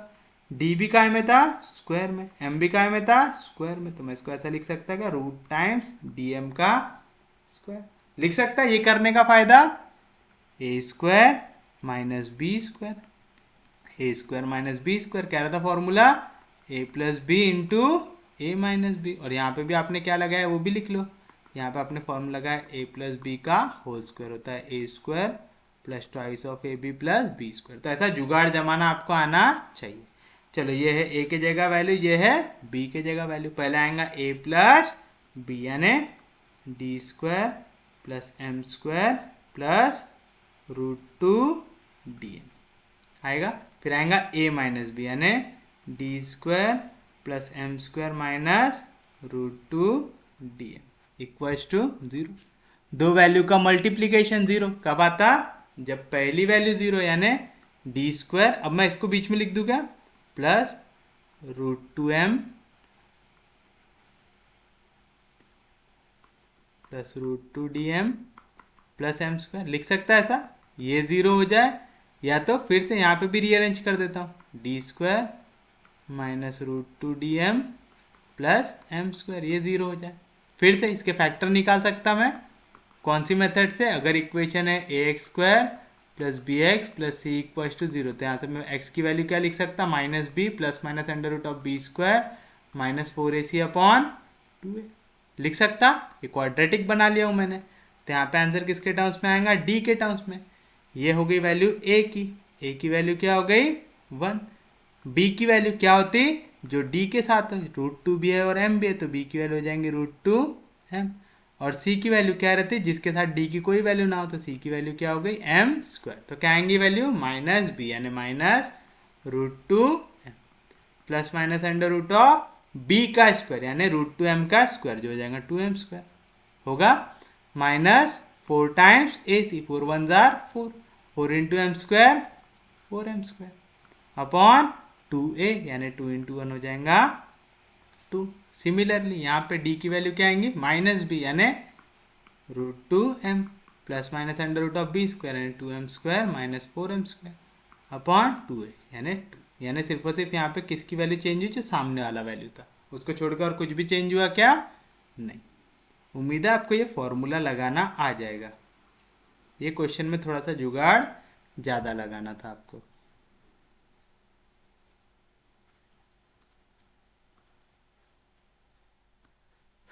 चलिए बताइए क्या मिलेंगी वैल्यू आपको? आपको मिलेंगे d equals to minus root two m plus minus 2m square में से 4m कर गया, तो कितना बचेगा, under root of 2m square minus 2m square बचेगा। कोई भी दिक्कत, कोई भी डाउट? अपॉन सिमिलरली यहाँ पे भी d equals to root two m plus minus, यहाँ पे बचेगा under root of minus 2m square by 2 बचेगा। कोई भी दिक्कत, कोई भी डाउट? तो बताइए क्या मिला यहाँ से, d इक्वल्स टू यहाँ पे क्या मिलेगा आपको, minus root two m plus minus, यहाँ पे माइनस साइन है, माइनस साइन रूट के अंदर उसके जगह लिख दो आई, यहाँ पे m का स्क्वायर और स्क्वायर रूट कैंसिल, तो आ गया m, यहाँ पे 2 तो किसी और का स्क्वायर है क्या, नहीं, तो आ गया रूट 2। ये पूरी वैल्यू कैसे डिवाइड हो रही, 2 से। सेम चीज़ यहाँ पे भी d equal to root two m plus minus, पहले तो माइनस साइन हटाएंगे तो डाल देंगे आई, रूट 2 है एज इट इज रहने दो, स्क्वायर और स्क्वायर रूट कैंसिल, तो आएगा m, ये भी डिवाइड हो गया 2 से। अब इसको कर दो सेपरेट, तो d की वैल्यू क्या आएंगी, minus root two M by 2 plus minus root two M I by 2, यहाँ पे भी d की value root two M by 2 plus minus root two M I by 2 आएगा। बताइए आप 2 को क्या लिख सकते हैं, root two into root two, तो यहाँ पे एक रूट टू कैंसिल, फिर भी एक रूट टू बचेगा, तो d की वैल्यू क्या आएंगी, minus M upon root two plus minus M I upon root two, और d equals to M upon root two plus minus M I upon root आएगा। बस अब आपको लिखना है आपका फाइनल आंसर। ये भी वैल्यू इमेजिनरी है, ये भी वैल्यू इमेजिनरी है। अब जिसके साथ भी आई वाला पार्ट आता है, ये हो गया इमेजिनरी पार्ट, ये हो गया रियल पार्ट, ये हो गया रियल पार्ट, ये हो गया इमेजिनरी पार्ट। रियल पार्ट किसके साथ आता है, रियल पार्ट आता है ई के साथ एक्सपोनेंशियल फॉर्म में, और इमेजिनरी वाली कॉस और साइन के साथ, प्लस माइनस यानी 2 वैल्यू यहाँ पे 2 वैल्यू यहाँ पे, तो टोटल कितने कांस्टेंट आने चाहिए, 4। चलिए बताइए, तो आप लिखेंगे the required general solution is क्या आएगा y इक्वल्स टू, पहला हम इसके साथ आते हैं, यहाँ पे रियल पार्ट है इमेजिनरी पार्ट है, तो मेरे को मालूम e के पावर में आएगा अल्फा, है ना, यानी जो रियल पार्ट है जाएगा e का पावर -m√2x आया।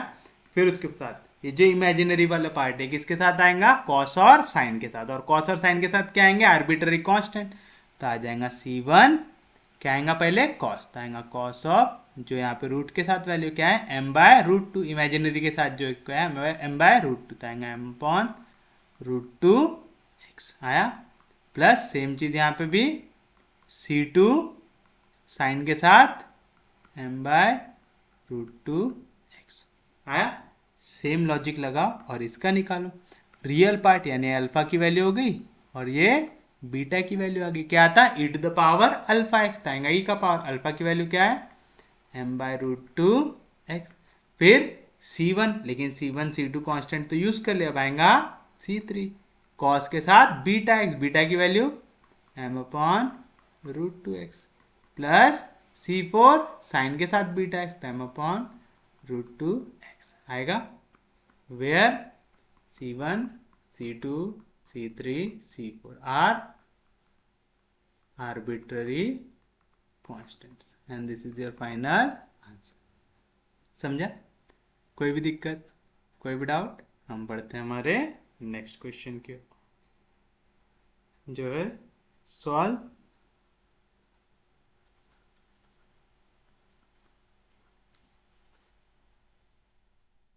d to the power 4 minus m to the power 4 y equals to 0।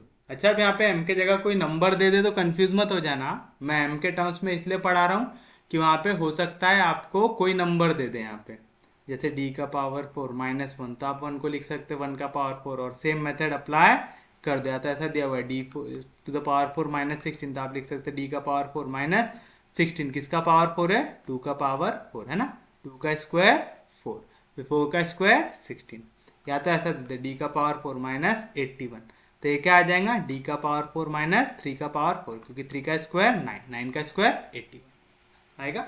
समझ रहा है पक्के में, तो कोई नंबर दे दे तो ये मत बोलना कि आउट ऑफ सिलेबस आ गया, सेम मेथड है। सॉल्यूशन क्या आएगा, द गिवन डिफरेंशियल इक्वेशन इस क्या दिया हुआ है d का पावर 4 -m का पावर 4 y इक्वल्स टू 0, फिर से इक्वल्स टू 0 का फॉर्म है, तो y की वैल्यू जो रहती है CF प्लस PI, इस केस में PI की वैल्यू क्या हो गई 0, क्योंकि राइट हैंड साइड क्या है 0, तो y सिर्फ और सिर्फ किससे इक्वल है CF से, तो आप सिर्फ CF निकालो और आपको फाइनल आंसर मिल जाएगा। CF कैसे निकालते हैं ऑक्सिलरी इक्वेशन से, ऑक्सिलरी इक्वेशन कैसे निकालते हैं, y के साथ जो वैल्यू मल्टीप्लाई हो रही ले लो उसको इक्वल्स टू 0, तो आप लिखेंगे द ऑक्सिलरी इक्वेशन इस क्या है d का पावर 4 -m का पावर 4 इक्वल्स टू 0। अब देखो फिर से पावर 4, हमको डायरेक्ट फॉर्मूला मालूम है क्या, नहीं, तो मैं इसको क्या लिखूंगा d स्क्वायर का स्क्वायर -m के पावर 4 को क्या लिखूंगा m स्क्वायर का स्क्वायर इक्वल्स टू 0। कोई फॉर्म दिख रहा है क्या, a स्क्वायर -b स्क्वायर क्या रहता a plus B into A minus B, तो क्या मिलेगा a प्लस बी यानी D square plus M square into ए माइनस बी यानी D square minus M square equals to C. कोई भी दिक्कत, कोई भी डाउट, समझा पक्के में, सच में समझा। अब आप इसके रूट बड़े आराम से निकाल सकते हैं। दो वैल्यूज का मल्टीप्लीकेशन कब जीरो होता है, जब पहला ब्रैकेट इक्वल्स टू जीरो यानी D square m square equals to zero, या तो दूसरा bracket equals to zero d square minus M square equals to zero हो सकता। यहाँ पे बताइए क्या मिलेगा, यहाँ पे डी स्क्वायर जैसा था वैसा यहाँ पे प्लस एम स्क्वायर, इधर गया तो minus M square, d square जैसा था वैसा यहाँ पे माइनस एम स्क्वायर, इधर गया तो plus M square, taking square root, D की वैल्यू क्या आएंगी plus minus under root of minus M square, या तो डी स्क्वायर की वैल्यू क्या आएंगी plus minus under root of m का स्क्वायर आएगा, तो डी की वैल्यू क्या आएंगी पहले तो प्लस माइनस। अब देखो पहले तो माइनस साइन हटेगा तो क्या आ गया आई, एम का स्क्वायर है, स्क्वायर और स्क्वायर रूट कैंसिल होता है, प्लस माइनस एम है। और डी की वैल्यू यहाँ पे स्क्वायर हटाएंगे ना, डी की वैल्यू क्या आएगा, प्लस माइनस, यहाँ पे स्क्वायर और स्क्वायर रूट कैंसिल तो बचेगा एम। तो आपको यहाँ पे 4 रूट मिले। अब पहले वाले केस में क्या है, आई है तो हमको हमेशा जो भी कॉम्प्लेक्स नंबर रहता है उसमें क्या रहना चाहिए, एक रियल पार्ट रहना चाहिए प्लस एक इमेजिनरी पार्ट रहना चाहिए, यानी अल्फा प्लस बीटा आई का फॉर्म रहना चाहिए। यहाँ पे तो सिर्फ प्लस माइनस एम आई है, सामने कोई भी रियल पार्ट है क्या, नहीं है, तो मैं इसी को लिख सकता है क्या, D equal to 0 plus minus M I लिख सकता, क्योंकि वहां पे रियल पार्ट कुछ भी नहीं था, तो मैंने लिखा 0 प्लस माइनस एम लिख दिया। तो चलिए बताइए अब आपका सॉल्यूशन क्या आएगा, तो आप लिखेंगे therefore the required general solution is, क्या आएगा, y इक्वल टू, पहले तो देखो i वाली वैल्यू है तो आपको मालूम यहाँ पे क्या आएगा, सबसे पहले तो e to the power alpha, ये अल्फा की वैल्यू होती है, ये बीटा की वैल्यू होती है, तो आएगा e का पावर अल्फा एक्स यानी e का पावर 0x। बीटा किसके साथ आएगा, कॉस और साइन के साथ आएगा, c1 कॉस बीटा एक्स यानी mx plus c2 sine beta x आएगा साइन mx आएगा। कोई भी दिक्कत, कोई भी डाउट, समझा पक्के में। फिर उसके बाद यहाँ पे देखो d की वैल्यू क्या है, प्लस माइनस एम, यानी d की एक वैल्यू है m, d की एक वैल्यू है माइनस एम, तो दोनों वैल्यू अलग अलग है, तो यहाँ पे दो अलग अलग रूट आएंगे तो आपका c1 c2 तो ऑलरेडी यूज कर लिया। अगर आपका m1 सिर्फ एक रूट आता है तो इसका आंसर क्या आता, c1 e का पावर m1 x। अगर दो अलग अलग रूट है m1 m2 तो क्या आता, c1 e का power m1 x plus c2 e का पावर m2 x आता। यहाँ पे बस c1 c2 आपने यूज कर लिया तो आएगा c3 e का पावर mx, पहला रूट आ गया, प्लस c4 e का पावर दूसरा रूट जो है माइनस आएगा। किसी भी चीज का पावर 0 कितना होता है, 1 होता है, तो y की वैल्यू आपको मिल जाएंगे c1 cos mx plus c2 sin mx आएगा, प्लस c3 e का पावर mx प्लस c4 e का पावर minus mx, where c1 c2 c3 c4 are arbitrary constant, और रीजन में डालेंगे क्योंकि e का पावर 0 कितना होता है, 1, तो यहाँ पे e का पावर 0 था, उसकी जगह मैंने वैल्यू क्या डाल दिया, 1, तो this will be your final answer. कोई भी दिक्कत, कोई भी डाउट, सबको समझा, पक्के में समझा। चलिए अब हम बढ़ते हैं हमारे नेक्स्ट क्वेश्चन की ओर, जो है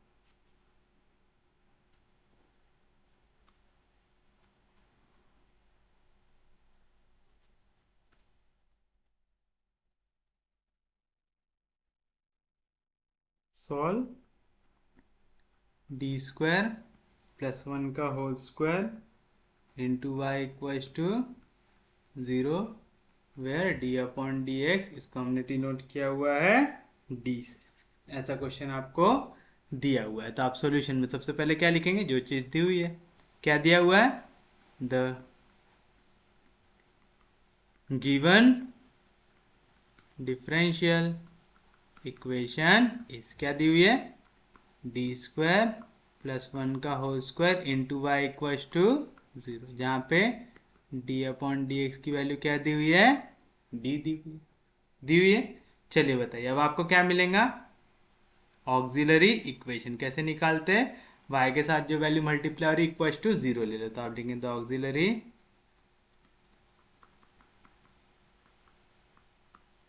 इक्वेशन इस, क्या दी हुई है, d square plus 1 equal to d square plus 1 का होल स्क्वायर इक्वल टू 0 दी हुई है। डी स्क्वायर प्लस 1 का होल स्क्वायर है, मतलब डी स्क्वायर मल्टीप्लाई हो रहा है 2 बार, तो मैं इसको ऐसा लिख सकता क्या, d square plus 1 equal to 0, ये आ रहा है ट्वाइस, ट्वाइस आ रहा है मतलब रिपीट कर रहा है। समझ में आ रहा ना मैंने ट्वाइस क्यों लिखा, ये दिखाने के लिए कि वो वैल्यू रिपीट कर रही है, यानी डी स्क्वायर, यहाँ पे प्लस 1 इधर आया तो माइनस 1, कितने बार आ रही है, 2 बार, टेकिंग स्क्वायर रूट। डी की वैल्यू क्या आएंगी, अंडर रूट ऑफ -1 आएगी, plus minus under root of -1, यानी डी की वैल्यू आएंगी plus minus under root of -1 क्या होता है, आई होता है, आएगी। दैट इज डी की वैल्यू आएंगी 0 प्लस माइनस आई। कितने बार, 2 बार आएगा। कोई भी दिक्कत, कोई भी डाउट? ये ट्वाइस ट्वाइस काय को 2 बार लिख रहा हूँ, समझ में आ रहा है ना आपको? ट्वाइस इसलिए लिख रहा हूँ मैं, ये दिखाने के लिए कि यहाँ पे वैल्यूज रिपीट हो रही है। आप चाहो ना तो पूरे ब्रैकेट में ट्वाइस ट्वाइस लिखते जाओ,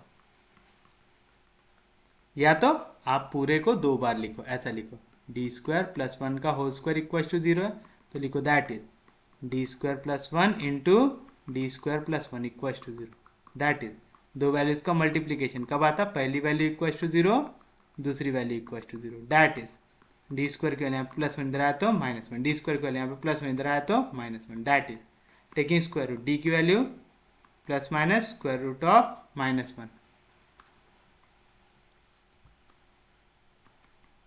D equal to plus minus square root of -1। Square root of -1 क्या होता, आई, तो आएगा D equal to plus minus I, D equal to plus minus I, यानी that is D equal to 0 plus minus I, D equal to 0 plus minus I. अब ये देखने वाले को समझ में आ रहा, यहाँ पे वैल्यू कैसी हो रही है, रिपीट हो रही है। ठीक है, तो आप ट्वाइस ट्वाइस लिखते हुए चलो या तो ऐसा लिखते हुए चलो, ठीक है, आपकी मर्जी। अब बताइए यहाँ पे वैल्यू क्या हो रही है, रिपीट हो रही है। टोटल कितने रूट है, पहला प्लस फिर माइनस, प्लस फिर माइनस, टोटल कितने रूट है, 4। कितने कांस्टेंट आएंगे, 4। ये हो गया पहली वैल्यू अल्फा की, दूसरी वैल्यू बीटा की, तो आंसर क्या आएगा, therefore the required general solution is, value repeat हो रही, कितने बार रिपीट हो रही, 2 बार। तो पहले कांस्टेंट एज इट इज, दूसरे कांस्टेंट के साथ x, है ना, याद है ना? तो क्या आएगा, y इक्वल टू पहला कांस्टेंट एज इट इज, दूसरे कांस्टेंट के साथ x डालना है हमको, but e to the power क्या रहता, अल्फा x, तो यहाँ पे आएगा e का पावर अल्फा x, यानी e का पावर 0x। थोड़ी सी जगह ज्यादा लगेंगी हमको यहाँ पे, तो y इक्वल टू e का पावर अल्फा x, अल्फा की वैल्यू है 0, होता है e का पावर 0x। फिर आता है कांस्टेंट, तो है c1 प्लस c2 x, क्यों, क्योंकि वैल्यू रिपीट हो रही है। जब भी रिपीट होती, कितनी वैल्यू रिपीट हुई, 2 वैल्यू रिपीट हुई, तो पहली वैल्यू एज इट इज, दूसरे के साथ कांस्टेंट। फिर ये बीटा वाली वैल्यू किसके साथ आती है, कॉस के साथ, तो आएगा कॉस। बीटा की वैल्यू आई के सामने क्या है, कुछ भी नहीं, यानी क्या है, नंबर 1, तो आएगा कॉस x, आएगा 1 इंटू एक्स, यानी हो जाएगा x, प्लस अगर कॉस के साथ ऐसा किए तो साइन ने कोई पाप किया क्या, नहीं। हमको टोटल कितने कांस्टेंट चाहिए, 4। अगर 2 कॉस के पास गए तो 2 साइन के पास जाएंगे, वैल्यू रिपीट हो रही, तो पहला कांस्टेंट एज इट इज, तो है c3। फिर उसके बाद c4 के साथ आएगा x, फिर साइन बीटा x, बीटा की वैल्यू क्या है, 1, तो 1 इंटू एक्स, x आएगा। तो दैट इज y की वैल्यू क्या मिली, e का पावर 0 कितना होता, 1, तो आएगा c1 plus c2x cos x plus c3 plus c4x sin x, where c1 c2 c3 c4 are arbitrary constant, और e का पावर 0 कितना होता, 1। कोई भी दिक्कत, कोई भी डाउट, समझा पक्के में?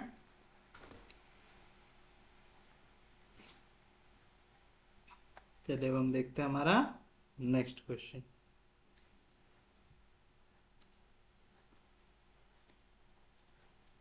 जो है सॉल्व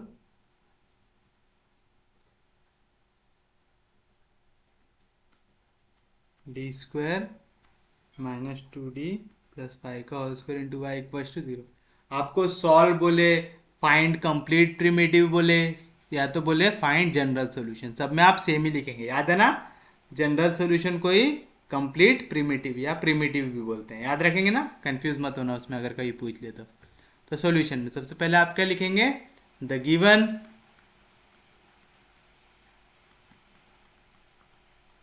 डिफरेंशियल इक्वेशन इस, क्या दिया हुआ है, d square minus 2d plus 5 का whole square into y equal to 0। Auxiliary equation y के साथ जो भी है उसको इक्वल टू 0 ले लो, तो लिखेंगे द ऑक्सिलरी इक्वेशन इज क्या है, d square minus 2d plus 5 का whole square equal to 0। Whole square मतलब दो बार मल्टीप्लाई हो रहा हूँ, यानी D square minus 2d plus 5 into d square minus 2d plus 5 equal to 0। दो वैल्यू का मल्टीप्लीकेशन 0 कब होता, जब पहली वैल्यू इक्वल टू 0 आए या तो दूसरी वैल्यू इक्वल टू 0 आए, आएगा। फिर 5 1 जार 5, 5 के ऐसे फैक्टर जिनके बीच का डिफरेंस -2 का बना सकते नहीं, तो फॉर्मूला लगाना पड़ेगा। चलिए, अगर इक्वेशन है A x square plus B x plus C equal to 0, तो यहाँ से x की वैल्यू आप कैसे निकालते हैं, minus b plus minus under root of b square minus 4ac upon 2a लगा के निकालते हैं। यहाँ पे a की वैल्यू हो गई 1, b की वैल्यू हो गई -2, c की वैल्यू हो गई 5। तो बताओ d की वैल्यू क्या आएंगी, माइनस बी, यानी माइनस ऑफ -2 हो जाएगा +2, अंडर रूट ऑफ b का स्क्वायर -2 का स्क्वायर 4, -4 टाइम्स ए सी, तो 4 5 जार 20 अपॉन 2 इंटू ए, 2 1 जार, सेम चीज़ यहाँ पे आ जाएगा, d equal to 2 plus minus under root of 4 -20 upon 2, या तो आप ट्वाइस ट्वाइस लिखते हुए चल सकते हैं, ठीक है। तो डी की वैल्यू क्या आएगा, 2 प्लस माइनस 4 में से 20 गया तो कितना बचेगा, -16/2, और d equal to 2 plus minus under root of -16/2। चलिए बताइए क्या मिलेगा आपको यहाँ से, d equal to 2 plus minus, पहले तो 16 का स्क्वायर है 4 का, तो स्क्वायर और square root cancel, minus sign को हटाना है रूट के अंदर से, तो क्या डाल दो, आई बाय। सेम चीज़ यहाँ पे भी क्या आएगा, 2 plus minus 4i/2 divide by 2 कर दो, डी की वैल्यू क्या आएगा, 2 2 कैंसिल तो आएगा 1 प्लस माइनस 2 2 जार 4 तो आएगा 2i, और डी की value 1 plus minus 2i। Value क्या कर रही, रिपीट कर, है ना, दोनों वैल्यू रिपीट कर रही है यहाँ पे।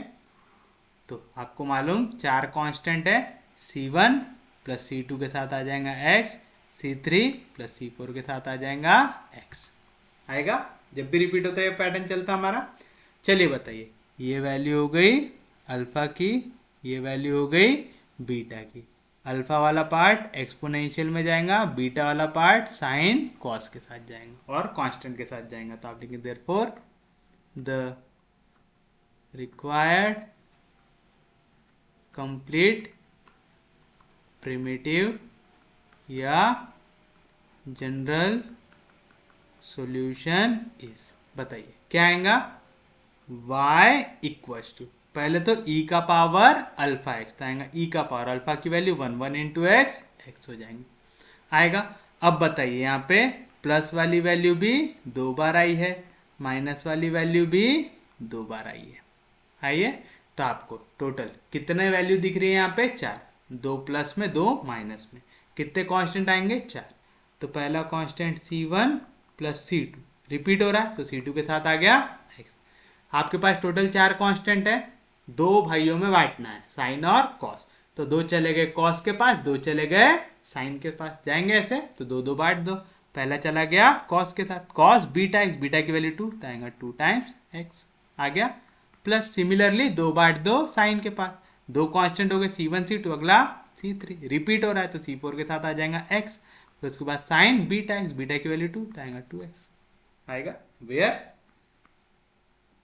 C1 C2 C3 C4 are arbitrary constant, आएगा। कोई भी दिक्कत, कोई भी डाउट, पक्के में समझे सबको।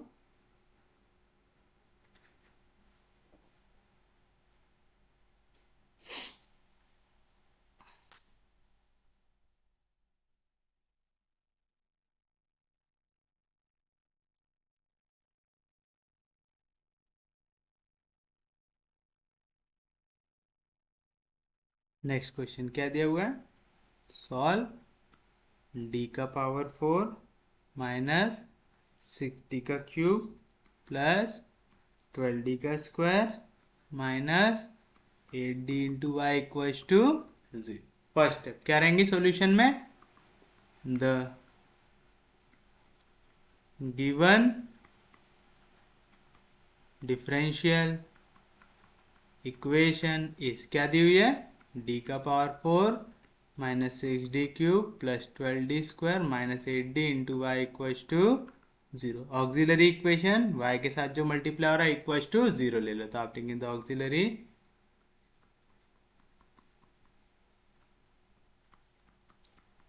इक्वेशन इज क्या आएगा, d का power 4 minus 6d³ plus 12d² minus 8d equals to 0। यहाँ पे भी d है, यहाँ पे भी d की टर्म, d की टर्म, d की टर्म, d को निकाल लो कॉमन, तो d के पावर 4 की जगह हो जाएगा d का क्यूब माइनस 6, ये हो जाएगा d का स्क्वायर, फिर उसके बाद हो जाएगा प्लस 12d, फिर उसके बाद माइनस 8 इक्वल्स टू 0।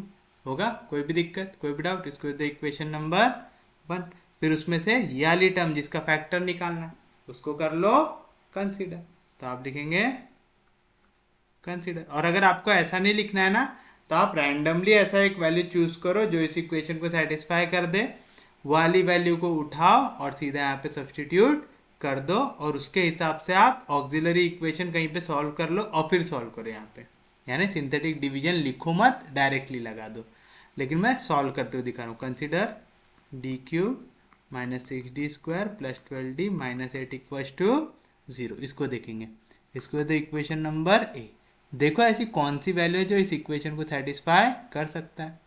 d की जगह 1 रखो, 1 का cube 1 minus 6 12 minus 8, value satisfy कर रहा क्या, नहीं कर रहा, 1 बच रहा है। अगर 2 रखेंगे, 2 का क्यूब 8 माइनस 2 का square 4 6 4 24 plus 24 minus 8 equals to 0। कौन सी वैल्यू कर रहा है सेटिस्फाई, 2, तो आप लिखेंगे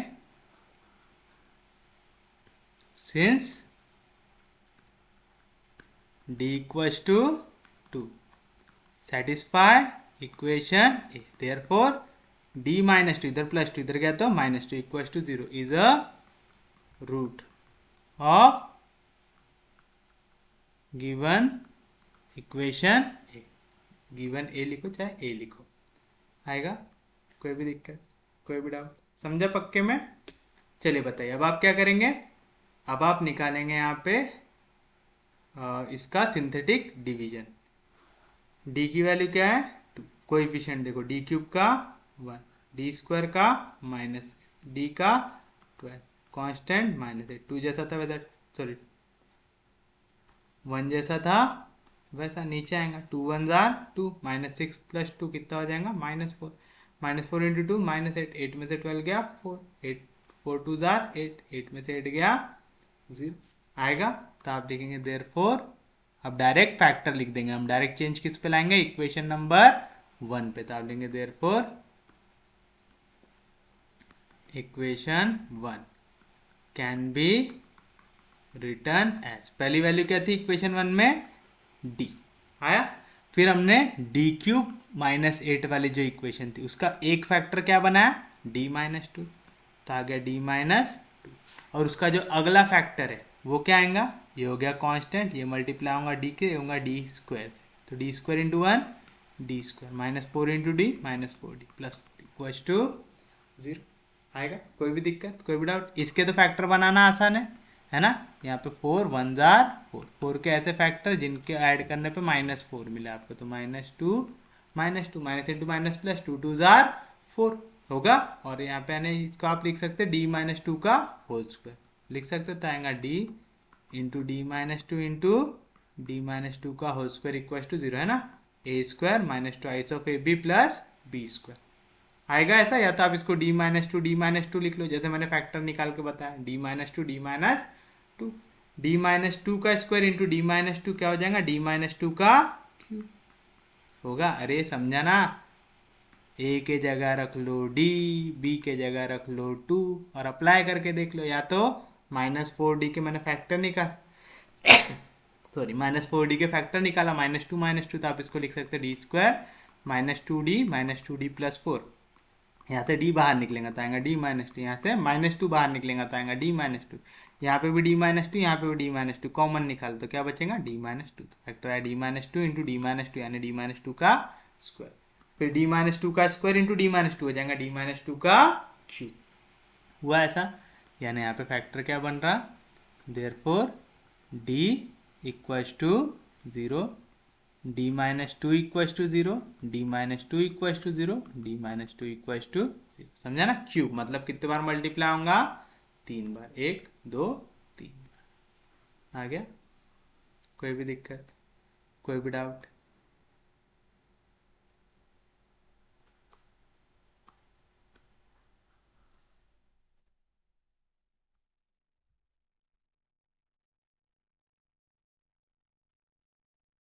या तो आप इसी को ऐसा लिख सकते हैं, d इक्वल्स टू 0, या तो d minus two equals to 0 thrice.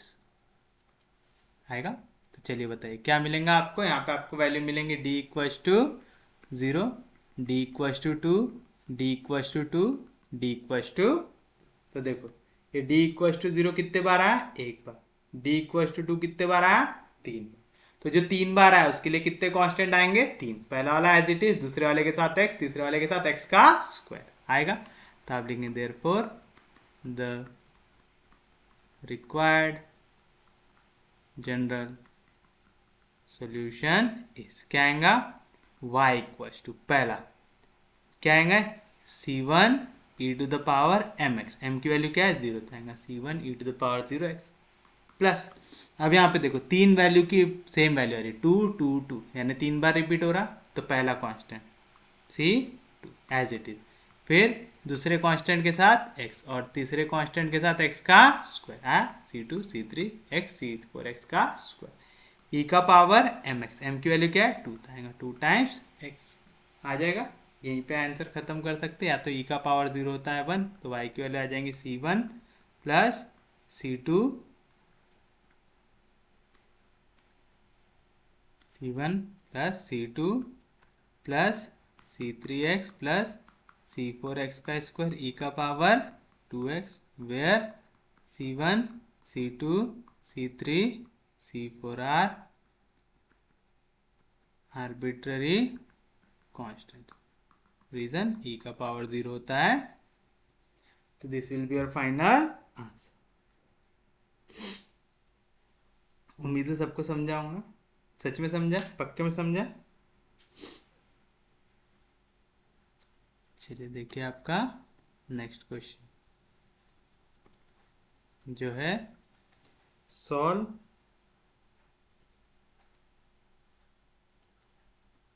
d का power 6 minus 1 into y equals to 0। चलिए बताइए, सबसे पहले आप क्या लिखेंगे सॉल्यूशन में? The given differential equation is, क्या दी हुई है?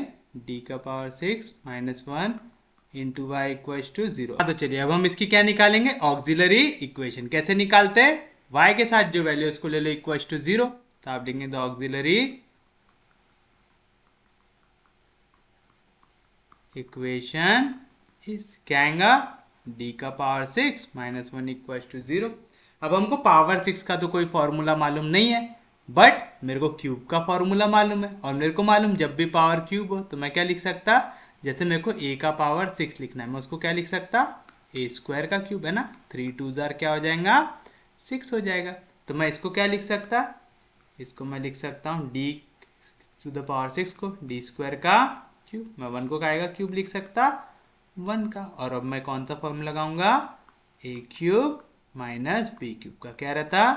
a minus B into A square plus A B plus B square आएगा, जहाँ पे a के जगह है d स्क्वायर, b के जगह है 1। तो चलिए बताइए क्या मिलेगा? a माइनस बी यानी d स्क्वायर माइनस 1 इंटू ए स्क्वायर यानी d स्क्वायर का स्क्वायर। तो d स्क्वायर का स्क्वायर एक बार में लिख दो, d का पावर 4 आएगा, प्लस ए बी यानी डी स्क्वायर इंटू 1 आएगा डी स्क्वायर, प्लस बी का स्क्वायर 1 का स्क्वायर 1 इक्वल्स टू 0। अब मेरे को डी के पावर 4 का भी कोई फॉर्मूला मालूम है क्या? नहीं मालूम। तो मैं क्या करूंगा? यहाँ पे एक परफेक्ट स्क्वायर बनाने की कोशिश करूंगा। फिर से अगर मैं डी स्क्वायर के टर्म्स में परफेक्ट स्क्वायर बनाने की कोशिश करूँ तो बताओ, डी स्क्वायर प्लस 1 का परफेक्ट स्क्वायर क्या बनेगा? ए स्क्वायर, डी स्क्वायर का स्क्वायर डी का power 4 plus twice of a b यानी 2 time d square plus B square 1 का स्क्वायर 1 ये वैल्यू अगर बने तो मैं यहाँ पे परफेक्ट स्क्वायर बना सकता। उसके लिए यहाँ पे क्या चाहिए, प्लस 2d²। मेरे पास सिर्फ और सिर्फ क्या है, d²। तो मैं क्या करूंगा, add d² and subtract d²। और देखो यहाँ पे 1 का स्क्वायर है, 1 का, तो यहाँ पे a² माइनस b² लगेगा। क्या रहता, a plus B into A minus b. और यहाँ पे मैं क्या करूंगा, d का पावर 4 जैसा था वैसा आया। यहाँ पे d² करूंगा ऐड, तो d² प्लस d² कितना हो गया, 2d²। प्लस 1 जैसा था वैसा। अब मैं अगर ऐड कर लूँ, उधार ले लूँ, वापस नहीं करूँ तो चलेगा क्या, नहीं। तो आपने अगर ऐड d² किया है तो आपको क्या करना पड़ेगा, सब्ट्रैक्ट d² भी करना पड़ेगा। ये करने से फायदा, आपको वैल्यू यहाँ पे क्या मिली, d का पावर 4 प्लस 2d² प्लस 1, कौन से फॉर्म में, a² यानी d² का square plus twice of ab यानी 2 into d² into 1 plus b का स्क्वायर यानी 1 का स्क्वायर, यानी क्या हो गया, d² प्लस 1 का होल स्क्वायर हो गया। तो मैं इसको ऐसा लिख सकता, d plus 1 into d minus 1 into, इसको मैं क्या लिख सकता, d² प्लस 1 का होल स्क्वायर माइनस यहाँ पे काय का स्क्वायर है, d का स्क्वायर इक्वल्स टू 0 आ रहा है। फिर से a² माइनस b², क्या रहती value, a plus B into A minus B. तो बताओ a प्लस बी यानी d² plus 1 plus D into ए माइनस बी यानी d² plus 1 minus D equals to 0। That is d plus 1 d minus 1 d² plus d plus 1 d² minus d plus 1 equals to 0।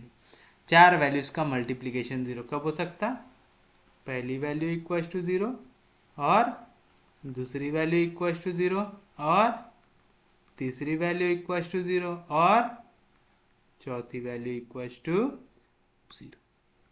आएगा, कोई भी दिक्कत, कोई भी doubt.